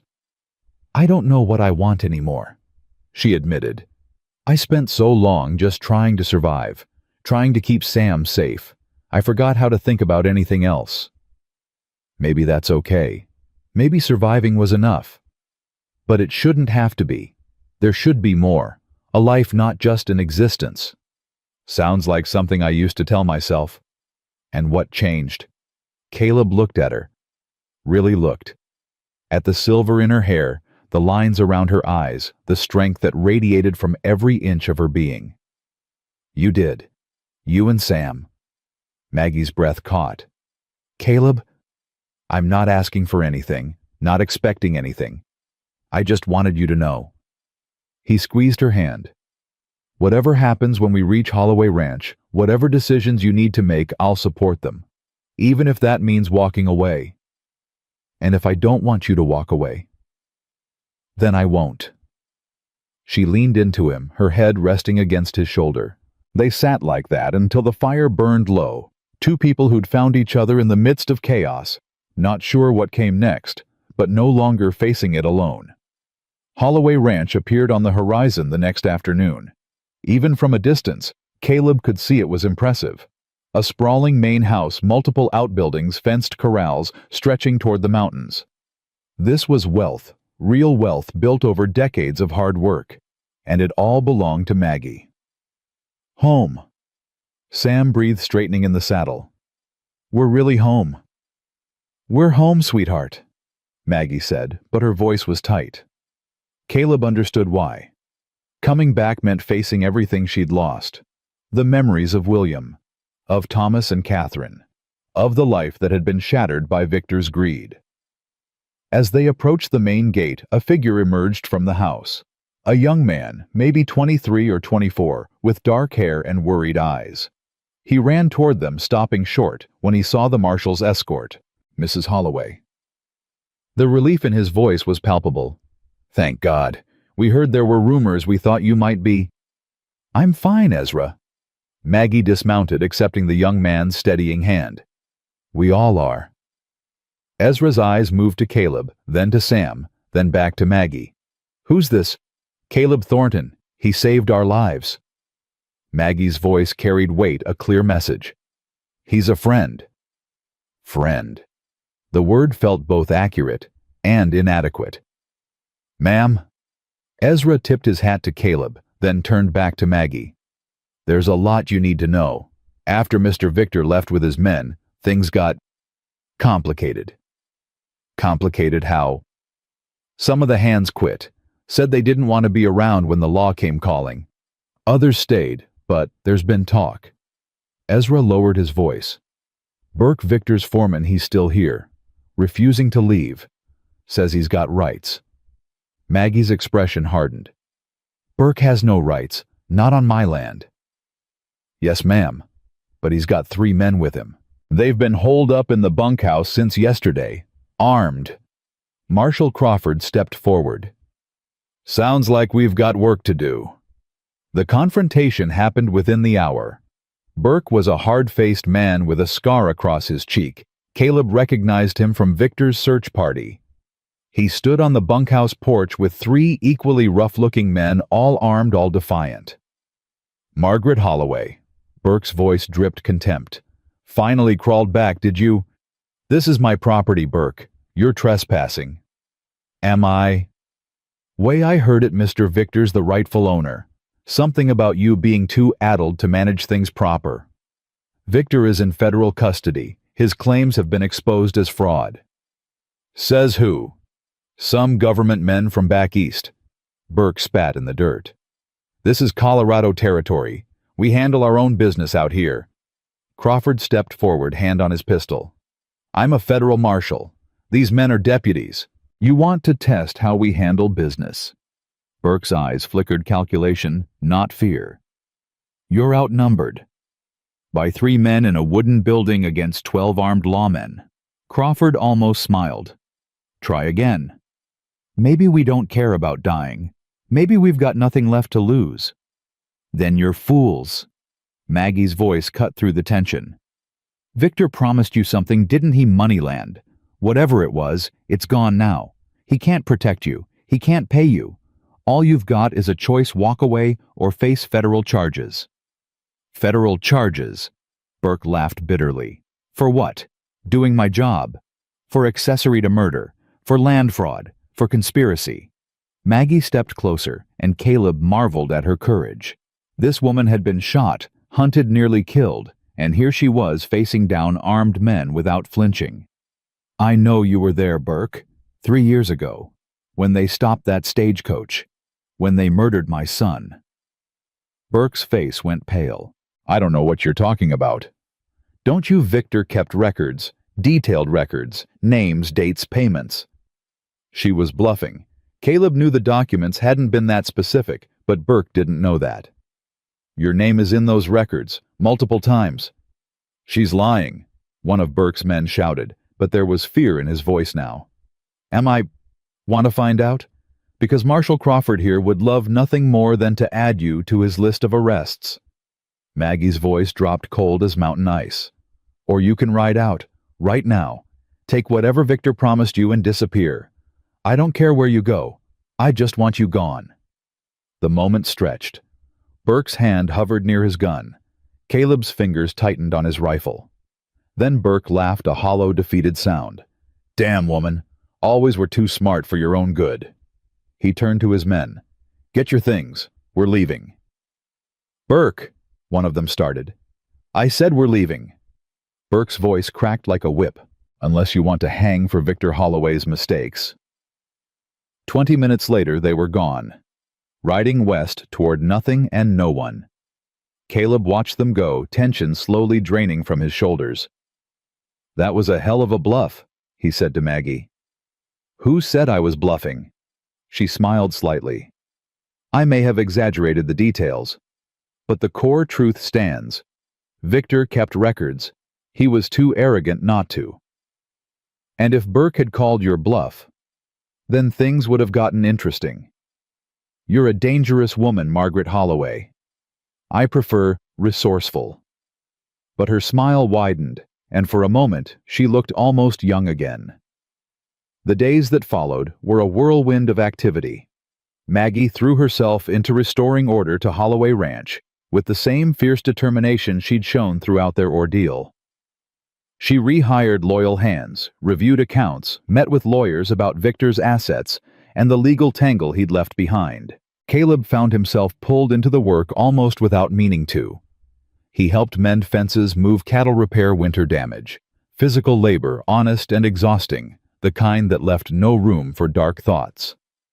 Sam stuck close to both of them, following Caleb around during the day, curling up with Maggie at night.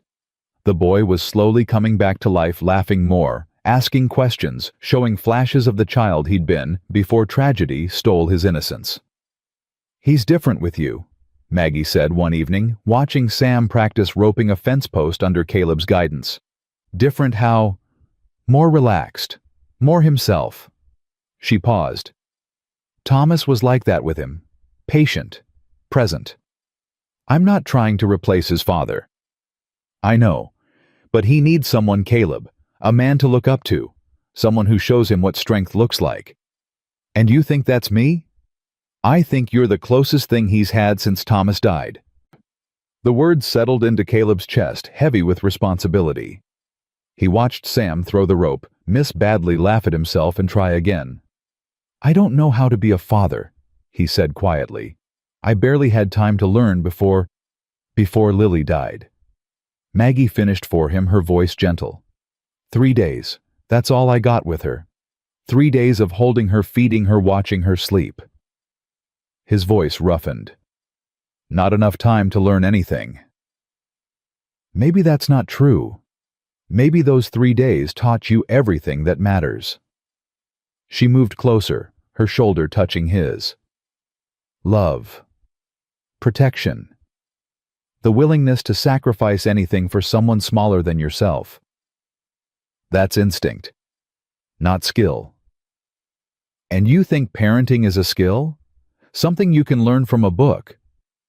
Maggie shook her head. It's not. It's love and patience and showing up day after day, even when you're exhausted and confused and don't know what you're doing. You make it sound simple. It is simple, just not easy. Sam's rope finally caught the post. The boy let out a whoop of triumph, spinning to face them with a grin that lit up his whole face. "Did you see that? Did you see?" "I saw," Maggie called back. "Well done, sweetheart." Sam ran toward them, rope trailing behind him. He skidded to a stop in front of Caleb, still grinning. "Can we practice more tomorrow? You said you'd teach me to ride proper too, and Ezra said there's a new foal in the stable. Can I name it? Please?" The barrage of questions made Caleb's head spin. But beneath the chaos, there was something warm, something that felt dangerously like family. "One thing at a time, Sam." "That means yes, right, Grandma? That means yes?" "I think it does," Maggie said, laughing. Sam threw his arms around Caleb's waist in a fierce hug, then darted away toward the stables, already shouting for Ezra. "That boy has more energy than a summer storm," Caleb said, watching him go. "He does, but he's been storing it up for 3 years. I think he's finally letting himself be a child again. Because he feels safe." "Yes." Maggie turned to face him. "Because of you. You give me too much credit. I give you exactly the credit you deserve." She reached up, touched his face. "You saved us, Caleb. Not just from Victor, from despair, from giving up. You never would have given up. Not you. I might have, if you hadn't been there, if I hadn't had someone to be strong for." Her eyes held his. "You gave me a reason to keep fighting. Don't underestimate what that's worth." He covered her hand with his own, pressing it against his cheek. "I'm not good with words, Maggie. Never have been. But what I feel for you, what I feel for Sam, it's more than I thought I'd ever feel again." "What do you feel?" "Hope, fear, something that might be love if I'm brave enough to call it that." He took a breath. "I know it's too soon. I know you've got enough to deal with without adding complicated emotions to the mix, but I wanted you to know, whatever happens, wherever this goes, you've changed me, both of you." Maggie's eyes glistened. "It's not too soon. And feelings aren't complicated. People make them complicated by running away from them. Are you saying I should stop running? I'm saying you already have." She smiled through her tears. "You stopped the moment you pulled us from that snow." He kissed her then. Not the brief brush of lips from the hunting cabin, but a real kiss, deep and thorough, and full of everything he couldn't put into words. She responded with equal intensity, her hands fisting in his coat, pulling him closer. When they finally broke apart, both breathing hard, Maggie laughed softly. Well, that was overdue. By about a week. Try 3 years. He raised an eyebrow. You've been waiting 3 years for me to kiss you.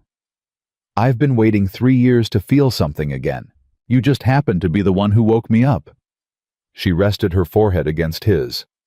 Stay, Caleb. Not just for Sam. For me. What about your reputation? A widow taking up with a drifter. You're not a drifter. You're a rancher, a lawman, a hero. And if anyone has something to say about my choices, they can say it to my face. Her voice hardened with familiar steel. I've spent my whole life caring what others think. I'm done. I want to be happy, and you make me happy. The rest is noise. You're sure? I've never been more sure of anything. Caleb pulled her close, holding her against his chest. Behind them, the sun was setting over the mountains, painting the sky in shades of fire. Ahead of them lay a future neither had expected, uncertain, challenging, full of hard work and harder choices. But they'd face it together, and that made all the difference. The peace lasted exactly 3 weeks. Caleb was helping Ezra repair the barn roof when a rider appeared on the horizon, pushing hard toward the ranch. He climbed down, meeting the messenger at the gate. Telegram for Mrs. Holloway. The rider was young, barely out of his teens, panting from exertion. Marked urgent. Caleb took the envelope, tipped the boy a coin, and headed for the main house. His stomach tightened with each step. Urgent telegrams rarely brought good news. Maggie was in William's old study, sorting through decades of ranch records. She looked up when Caleb entered, her expression sharpening at the envelope in his hand. What is it? Telegram. From the territorial court. She took it, read it, and went pale. Victor escaped. The words hit Caleb like a physical blow. How? Doesn't say. Just that he overpowered a guard during transport and fled. Her hands were shaking. They think he's heading west. Toward us. How long ago? 3 days. She looked up, fear stark in her eyes. Caleb, he's had 3 days to plan. To gather men. To stop. He gripped her shoulders, forcing her to focus. We knew this was possible. We prepared for it. Did we? I'm not sure you can prepare for Victor. He's different now. Desperate. When I saw him in that clearing, the look in his eyes, she shuddered. He's not going to stop. Not until one of us is dead. Then we make sure it's him. How? We don't know where he is, how many men he has, what he's planning. We don't need to know. Caleb's voice was steady, his lawman's instincts clicking into place. He's coming here, to finish what he started. That gives us the advantage. How is that an advantage? Because we get to choose the ground, set the defenses, be ready for him. He released her shoulders, moved to the window. How many hands do you trust completely? Ezra, 4 or 5 others. That's not enough. We need more. Where are we going to find more men on short notice? Marshal Crawford. He left deputies in Silverton. If Victor's escaped, they'll be mobilizing anyway. Caleb turned back to her. I'll ride out, bring them back. Meanwhile, you fortify the house. Lock down anything valuable. Keep Sam inside at all times. You're leaving? For a few hours. I'll be back before dark. And if Victor comes while you're gone? He won't. He's smart enough to wait, scout the situation, make a plan. That's what I'd do in his position. Maggie shook her head. You're not like him. No, but I understand him. That's what makes me dangerous. He kissed her quickly, no time for more, and headed for the door. Caleb. Her voice stopped him. Come back to me. I always do. The ride to Silverton took 4 hours. Caleb pushed his horse hard, driven by a sense of urgency he couldn't quite explain. Something was wrong. Something beyond Victor's escape. He found his answer when he reached the marshal's office. It was empty. abandoned. A hastily scrawled note on the door read, "Deputies called to Denver. Emergency session." No help there. Caleb stood in the empty street thinking fast. Who else could he turn to? The local sheriff was a political appointee, useless at best, possibly in Victor's pocket at worst. The townspeople were civilians, not fighters. Then he remembered something. A name Brennan had mentioned before the fire. Tucker. Jake Tucker. The ranch hand who'd been tracking them on Victor's orders. The one who'd let them go. Caleb found him at the saloon nursing a whiskey at the bar. Tucker. The young man looked up, his face flickering through surprise, guilt, and something like hope. "Mr. Thornton, didn't expect to see you again." "Didn't expect to need you again?" Caleb sat beside him. "Victor escaped custody." Tucker's face went ashen. "When?" "3 days ago.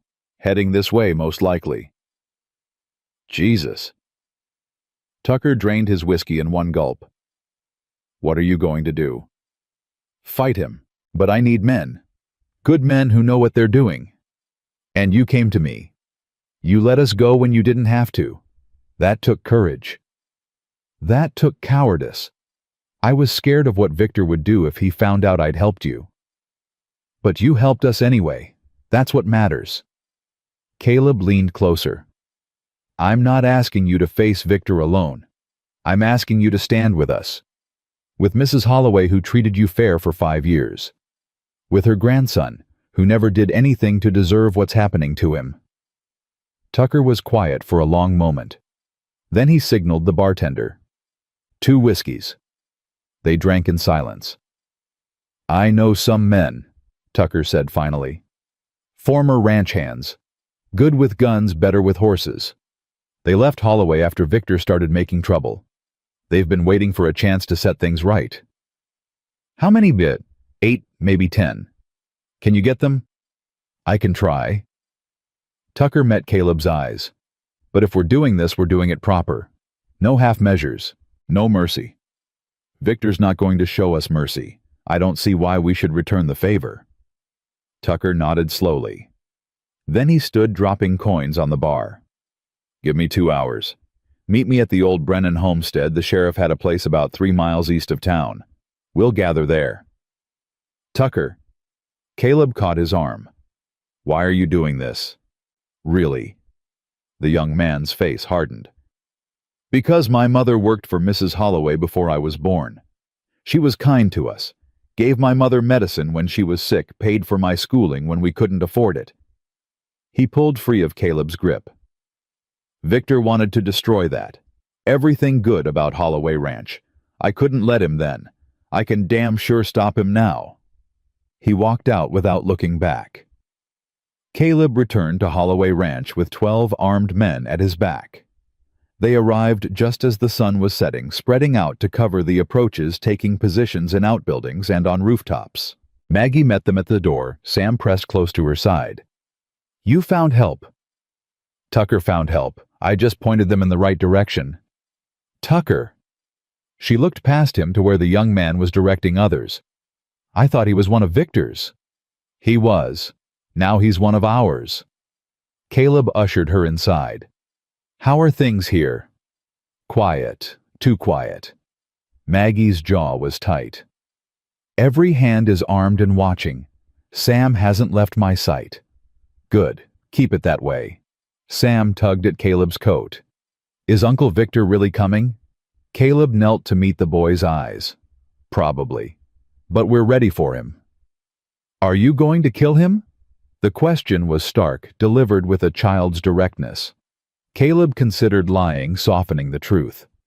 But Sam had earned better than that. "If I have to protect you and your grandmother." "Good." Sam's voice was hard. "He killed Mama and Papa. He deserves to die." "Sam."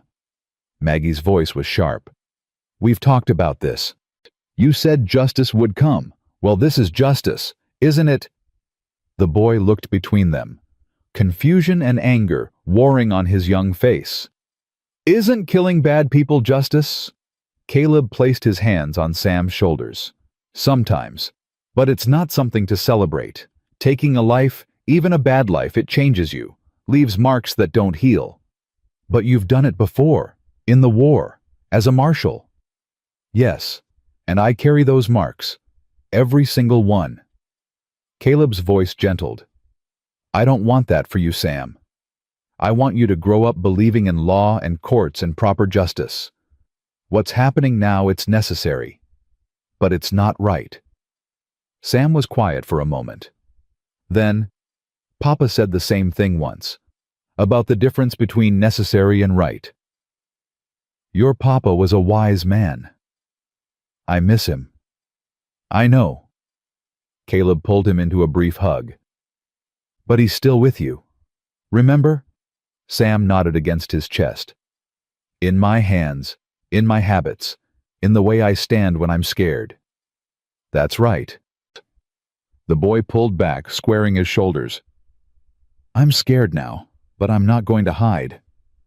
Nobody's asking you to hide, just to stay safe. Caleb stood. Can you do that for me, for your grandmother? Yes, sir. Good man. The wait began. Hours passed. Night deepened. Caleb stationed himself on the main house's upper floor, watching through a window that gave him clear sightlines to the north and east. Maggie sat with Sam downstairs, both of them quiet, both of them listening. Around midnight, Tucker appeared beside him. Movement on the North Ridge. 3 riders, maybe 4. That's not Victor's style. He'd come with more. Scouts, probably. Testing our defenses. Caleb nodded. Let them look. They'll report back that we're fortified. Victor will have to adjust his plans. And if he doesn't care, if he just charges in with everything he's got, then we kill as many as we can and pray it's enough. Tucker was quiet for a moment. Then, you really love her, don't you, Mrs. Holloway? The question caught Caleb off guard. Why do you ask? The way you look at her, the way you talk about protecting her. Tucker shrugged. I've seen men fight for money, for land, for pride. But the way you're fighting, that's something different. Caleb didn't answer immediately. When he did, his voice was low. I lost my wife. My daughter. Spent 4 years thinking I'd never feel anything again. Then Maggie and Sam came along and... He stopped, shook his head. I can't lose them, Tucker. I won't. Then we make sure you don't. The young man moved away, disappearing into the darkness to check other positions. Caleb stayed at the window, watching, waiting, hoping Victor would come soon. The not knowing was worse than any fight. Dawn broke gray and cold. No attack had come. The scouts had retreated, melting back into the wilderness. But the tension remained thick as fog. Caleb found Maggie in the kitchen, making coffee with hands that trembled slightly. You should sleep, he said. Can't. Every time I close my eyes, I see him. Victor, standing over Thomas's body, smiling. She poured coffee, spilling a little. I keep thinking, what if we can't stop him? What if he wins? He won't win. You can't promise that. No, but I can promise I'll die trying to stop him. He took the coffee pot from her hands, set it down, pulled her close. Whatever happens, Maggie, whatever comes, you gave me something I thought was gone forever. Hope. A reason to keep fighting. That's not exactly comforting. It's not meant to be comforting. It's meant to be true. She laughed, despite herself, a broken sound. You're a terrible liar, Caleb Thornton. Sarah used to say the same thing. Smart woman. The smartest. He kissed her forehead. Get some rest. I'll keep watch. She started to argue, then stopped. Exhaustion was winning. 1 hour. Then I'm taking over. 2 hours, and you let Sam sleep. Bossy. Learned from the best. She smiled real this time and headed for the stairs. Caleb watched her go, memorizing the way she moved the set of her shoulders, the gray in her hair. If Victor took her from him, he would burn the world down in response. He just had to make sure it didn't come to that. Victor came at dawn. Not with the army Caleb had expected, but with something worse: desperation. 7 men on horseback riding hard toward the ranch, guns blazing before they even reached the gate. "They're here!" Tucker's shout echoed across the compound. Caleb was already moving rifle in hand, taking position at the upper window. "Hold fire until they're in range." The riders split into 2 groups, circling the main house like wolves around prey. Gunfire crackled through the cold morning air. One of Tucker's men went down, clutching his shoulder. "Return fire." Caleb squeezed the trigger, saw a rider tumble from his horse. "Don't let them reach the house." Below, he heard Maggie shouting orders, directing the defense with the same steel she'd shown throughout their ordeal. Sam was somewhere in the cellar, safe, Caleb hoped, though nothing felt safe anymore. A window shattered downstairs. Someone screamed. Caleb ran for the stairs, heart pounding. The main room was chaos: broken glass, overturned furniture, one of Tucker's men bleeding on the floor while Ezra dragged him toward cover. "Where's Maggie?" Caleb demanded. "Kitchen. She went to check the back entrance." Caleb sprinted through the house, dodging fallen debris. The kitchen door hung open, cold wind rushing through. And there in the doorway stood Victor Holloway. He had Maggie by the throat. "Stop right there, Thornton." Victor's voice was eerily calm, his pistol pressed against Maggie's temple. "Drop the rifle or I paint this wall with her brains." Caleb froze. His rifle was useless. Any shot risked hitting Maggie, and Victor's finger was already on the trigger. "Let her go." "I don't think so. She's the only reason I'm still breathing." Victor smiled, that cold, dead smile Caleb had seen in the clearing. "You've cost me everything. My ranch, my reputation, my freedom. But I'm going to take something from you first." "Victor." Maggie's voice was strained but steady. "This won't change anything. The marshals have the evidence. You're finished." "Maybe, but at least I'll have the satisfaction of watching you die." His grip tightened. "You should have just signed the papers, Margaret. Should have walked away when I gave you the chance." "Walk away from my son's memory, from my grandson's inheritance." She tried to laugh, but it came out as a gasp. "I'd rather die." "That can be arranged." "No." The word came from behind Victor, small, fierce, impossible. Sam stood in the kitchen doorway, Caleb's pistol clutched in both hands. The boy was shaking, tears streaming down his face, but his aim was steady. "Sam, get back!" Maggie cried. "Let her go, Uncle Victor." Sam's voice cracked, but didn't waver. "Let her go, or I'll shoot." Victor's expression flickered surprise, then something darker. You wouldn't. You're just a child." "I was 5 when you killed my parents. I watched them die." The pistol didn't move. "I'm not a child anymore." "Sam," Caleb started. "No, this is my family, my fight." The boy took a step forward. "You took everything from me, Uncle Victor. My mama, my papa, my home. I won't let you take Grandma too." Victor's composure cracked. For the first time, fear showed in his eyes, not of the gun, but of what he saw in his nephew's face. The same determination, the same steel, the same willingness to do whatever was necessary. "You won't pull that trigger. You don't have it in you. Try me." The moment stretched. Caleb saw his opening. Victor's attention split between Sam and Maggie, and he moved. His shoulder slammed into Victor's side, breaking his grip on Maggie. The pistol discharged, deafening in the enclosed space, but the shot went wide. Maggie stumbled free, coughing, clutching her throat. Victor and Caleb crashed to the floor together. They fought like animals, no skill, no strategy, just raw, desperate violence. Victor was younger, but Caleb was fueled by something stronger than youth. Every punch he threw carried 4 years of grief. Every blow landed with the weight of everyone Victor had taken from them. "You killed my son," punch. "You murdered innocent people," punch. "You tried to destroy everything good in this world," punch. Victor's face was a bloody mess, but he was still fighting. His hand found a kitchen knife, slashed upward.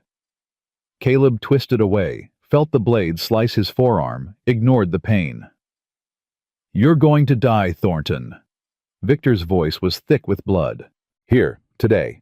And then I'm going to finish what I started." "No." Caleb caught his wrist twisted. The knife clattered away. "You're done, Victor. It's over." "It's never over. Not while I'm alive." "Then maybe you shouldn't be alive." Caleb's hands closed around Victor's throat. The man thrashed, clawed at his arms, his eyes bulging with terror. All Caleb had to do was squeeze. 10 seconds. Maybe less. And the monster who'd destroyed Maggie's family would be gone forever. "Caleb." Maggie's voice soft but urgent. "Don't." "He deserves it." "Yes, he does. But you don't deserve what it would do to you." She knelt beside him, her hand on his shoulder. "Let him face justice. Real justice. The kind that lasts." "What if he escapes again?" "Then we'll catch him again, and again, as many times as it takes." Her fingers curled into his coat. "But not like this. Please. Not with Sam watching." The words cut through Caleb's rage. He looked up, saw Sam standing frozen in the doorway, still holding the pistol, his young face pale with horror. What was he teaching this boy? That justice meant killing. That rage solved problems. That becoming a monster was acceptable, if your enemy was worse. Caleb released Victor's throat. The man gasped, coughing, rolling onto his side. Caleb stood stepping back, his whole body shaking with the effort of control. "Tucker." His voice was hoarse. "Get in here." The young man appeared within seconds, taking in the scene with wide eyes. "Jesus." "Tie him up. Make sure he can't move." "And then we wait for the marshals." Caleb looked down at Victor, who was still gasping on the floor. "He's going to stand trial. He's going to face every person he's hurt. And then he's going to hang." Victor laughed a wet, desperate sound. "You think that's justice? Giving me over to courts that I helped corrupt? I'll be free within a year." "Maybe." Caleb crouched, meeting Victor's eyes. "But I doubt it. Because everyone knows now. The marshals, the newspapers, the territorial governor. You're famous, Victor, the kind of famous that doesn't go away. I have friends. You had friends. Past tense. Friends disappear when the money runs out, when the power's gone." Caleb stood.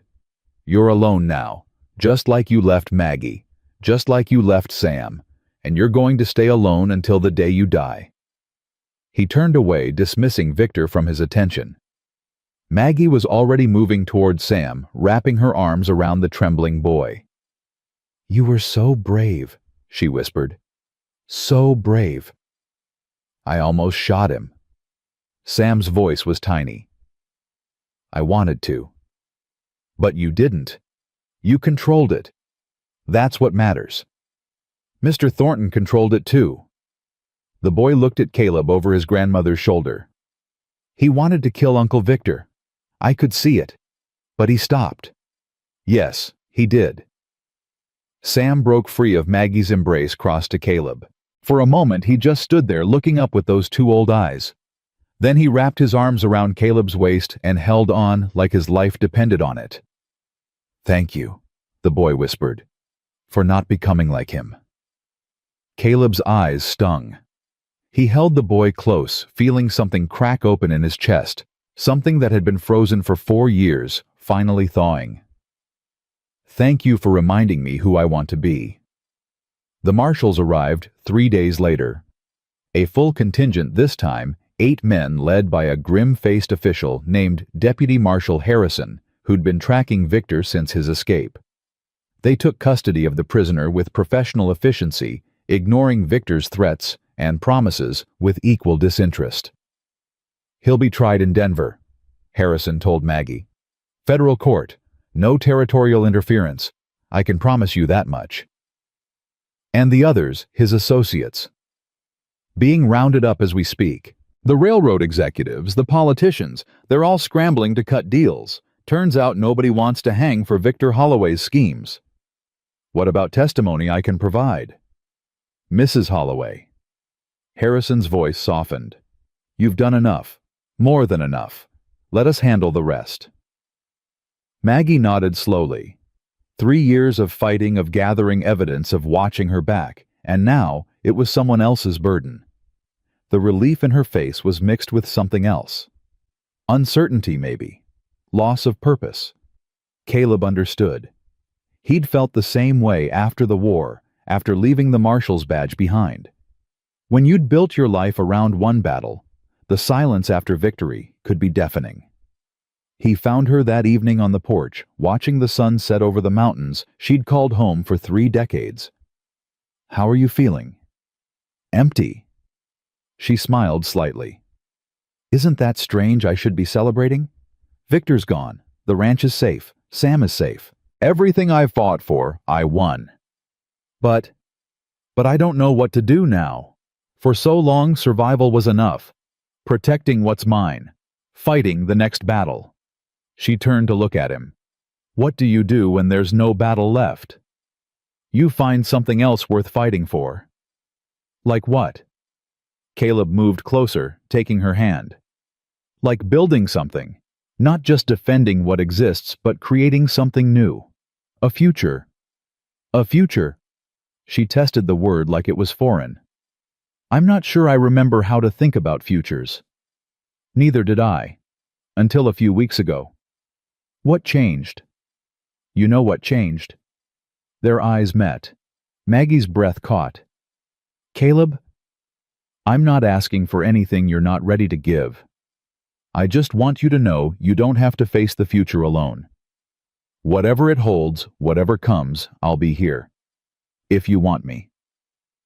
If I want you. She laughed softly. You pulled me from a snowbank, stitched my wounds, protected my grandson, gave up everything you had to keep us safe. That's not an answer. Isn't it? She stepped closer, her free hand rising to cup his face. I'm 54 years old, Caleb. I've buried a husband, a son, a daughter-in-law. I've fought battles most people can't imagine. And through all of it, I told myself I didn't need anyone. That being alone was safer. And now I've met a man who makes me want to try again, to believe that love doesn't always end in loss. Her voice cracked slightly. Is that foolish? At my age, I don't think love has an age limit. What about second chances? Do they? I hope not, because I'm counting on one myself. Maggie smiled a real smile, the kind that reached her eyes and softened every line on her face. Then maybe we can count on them together. He kissed her as the sun sank behind the mountains, painting the world in shades of gold and crimson. Not a desperate kiss like before. A promise. A beginning. When they finally broke apart, Sam was standing in the doorway watching them with a knowing expression far too old for his years. Does this mean you're staying? The boy asked Caleb. Would that be okay with you? Sam considered the question with appropriate gravity. Are you going to marry Grandma? Sam. Maggie's cheeks flushed. That's not we haven't. It's a fair question. Caleb knelt to meet the boy's eyes. What would you say if I did? I'd say it's about time. Sam's serious expression cracked into a grin. Grandma's been looking at you funny for weeks. I figured something was going on. Looking at me funny? You know, the way Mama used to look at Papa when she thought nobody was watching. The boy shrugged. I notice things. You certainly do. Caleb ruffled his hair. And to answer your question, yes, I'm staying. Whether your grandmother will have me as a husband is up to her. Sam turned to Maggie expectantly. Well, what? Are you going to marry him or not? Maggie looked between them. Her grandson bright-eyed and hopeful, and the man who'd stumbled into their lives during a blizzard and somehow become essential. I suppose someone needs to keep him out of trouble, she said finally. Sam whooped with delight, throwing his arms around both of them. Caleb found himself laughing, genuine and free, the sound strange after so many years of silence. "I have conditions," Maggie added, her voice mock serious. "Name them." "First, you help me run this ranch. I'm not marrying a man who sits around while I do all the work." "Fair enough." "Second, you teach Sam everything you know. Riding, shooting, tracking, but also reading, writing, mathematics. He needs a proper education." "Done." "Third," she paused, her expression softening. "Third, you let yourself be happy. No more hiding from life. No more punishing yourself for things that weren't your fault." Caleb's throat tightened. "That might be the hardest one." "I'll help you. We'll help each other." "Is there a fourth?" "Yes." She cupped his face in both hands. "Never leave. Whatever happens, whatever storms come, you stay. You fight beside me. You build this life with me." "That's not a condition. That's a promise." "Then make it." "I promise, Maggie Holloway.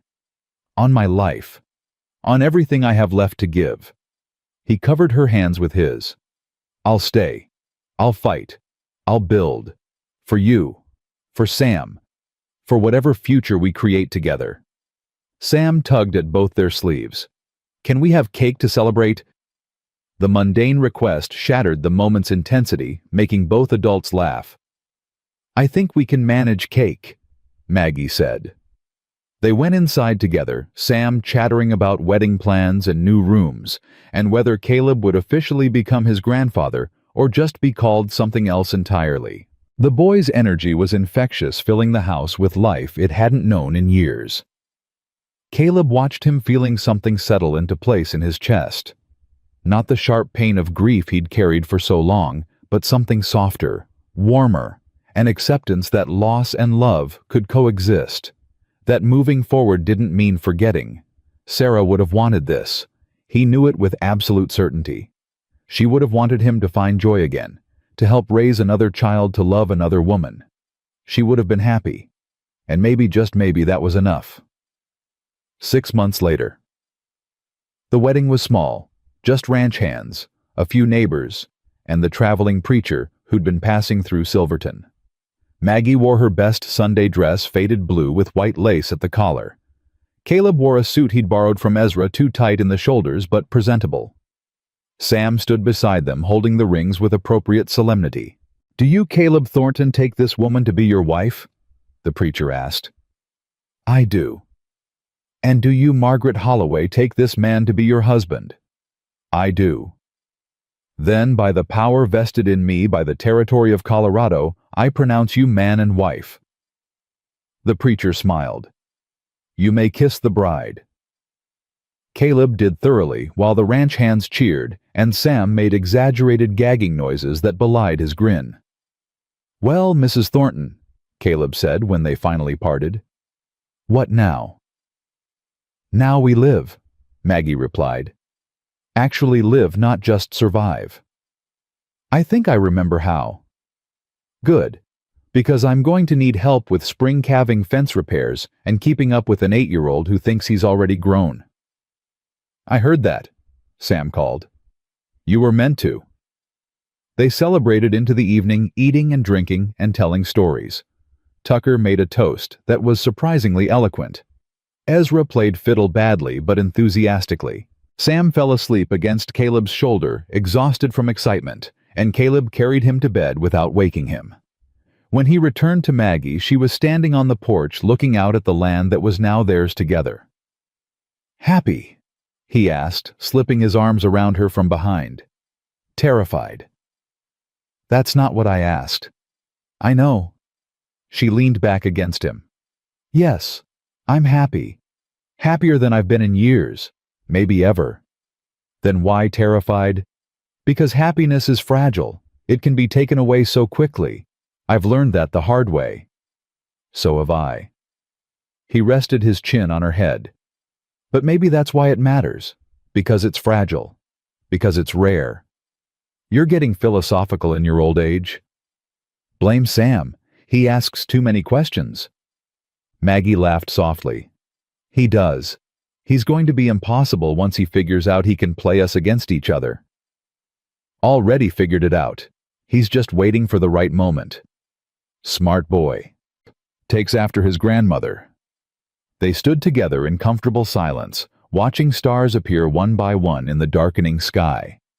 Somewhere in the distance, a coyote howled, lonely, haunting, but not threatening. Just part of the wilderness they'd chosen to call home. Caleb. Thank you. For what? For finding us in that snowstorm. For not giving up. For believing we were worth saving when I wasn't even sure myself. You were always worth saving, Maggie. You just needed someone to remind you. And were you worth saving? He thought about the question, really thought for the first time in years. The answer came easier than he expected. I don't know, but I'm grateful someone thought so. I thought so, I still do. Then that's enough. She turned in his arms facing him. No more ghosts. Always ghosts. Sarah, Lily, you're Thomas and Catherine. He touched her face. But they're part of us now. Part of what we're building. Not something to run from. When did you figure that out? Somewhere between pulling you from the snow and falling in love with you. He smiled. The exact moment's a bit fuzzy. Falling in love, huh? Was that not clear? I suppose it was. She kissed him softly. I love you too. Just so we're even. Good. I'd hate to be unbalanced. They went inside to the home they'd defended, to the family they'd built, to the future they'd fought for. Behind them, the past remained, never forgotten, never erased, but finally at peace. And in the morning, when Sam burst into their room demanding breakfast and attention and 1,000 other things only an 8-year-old could need, Caleb Thornton, lonely cowboy, grieving widower, reluctant hero, discovered something he'd thought lost forever. Joy. Not the fleeting kind. Not the kind that disappeared when times got hard.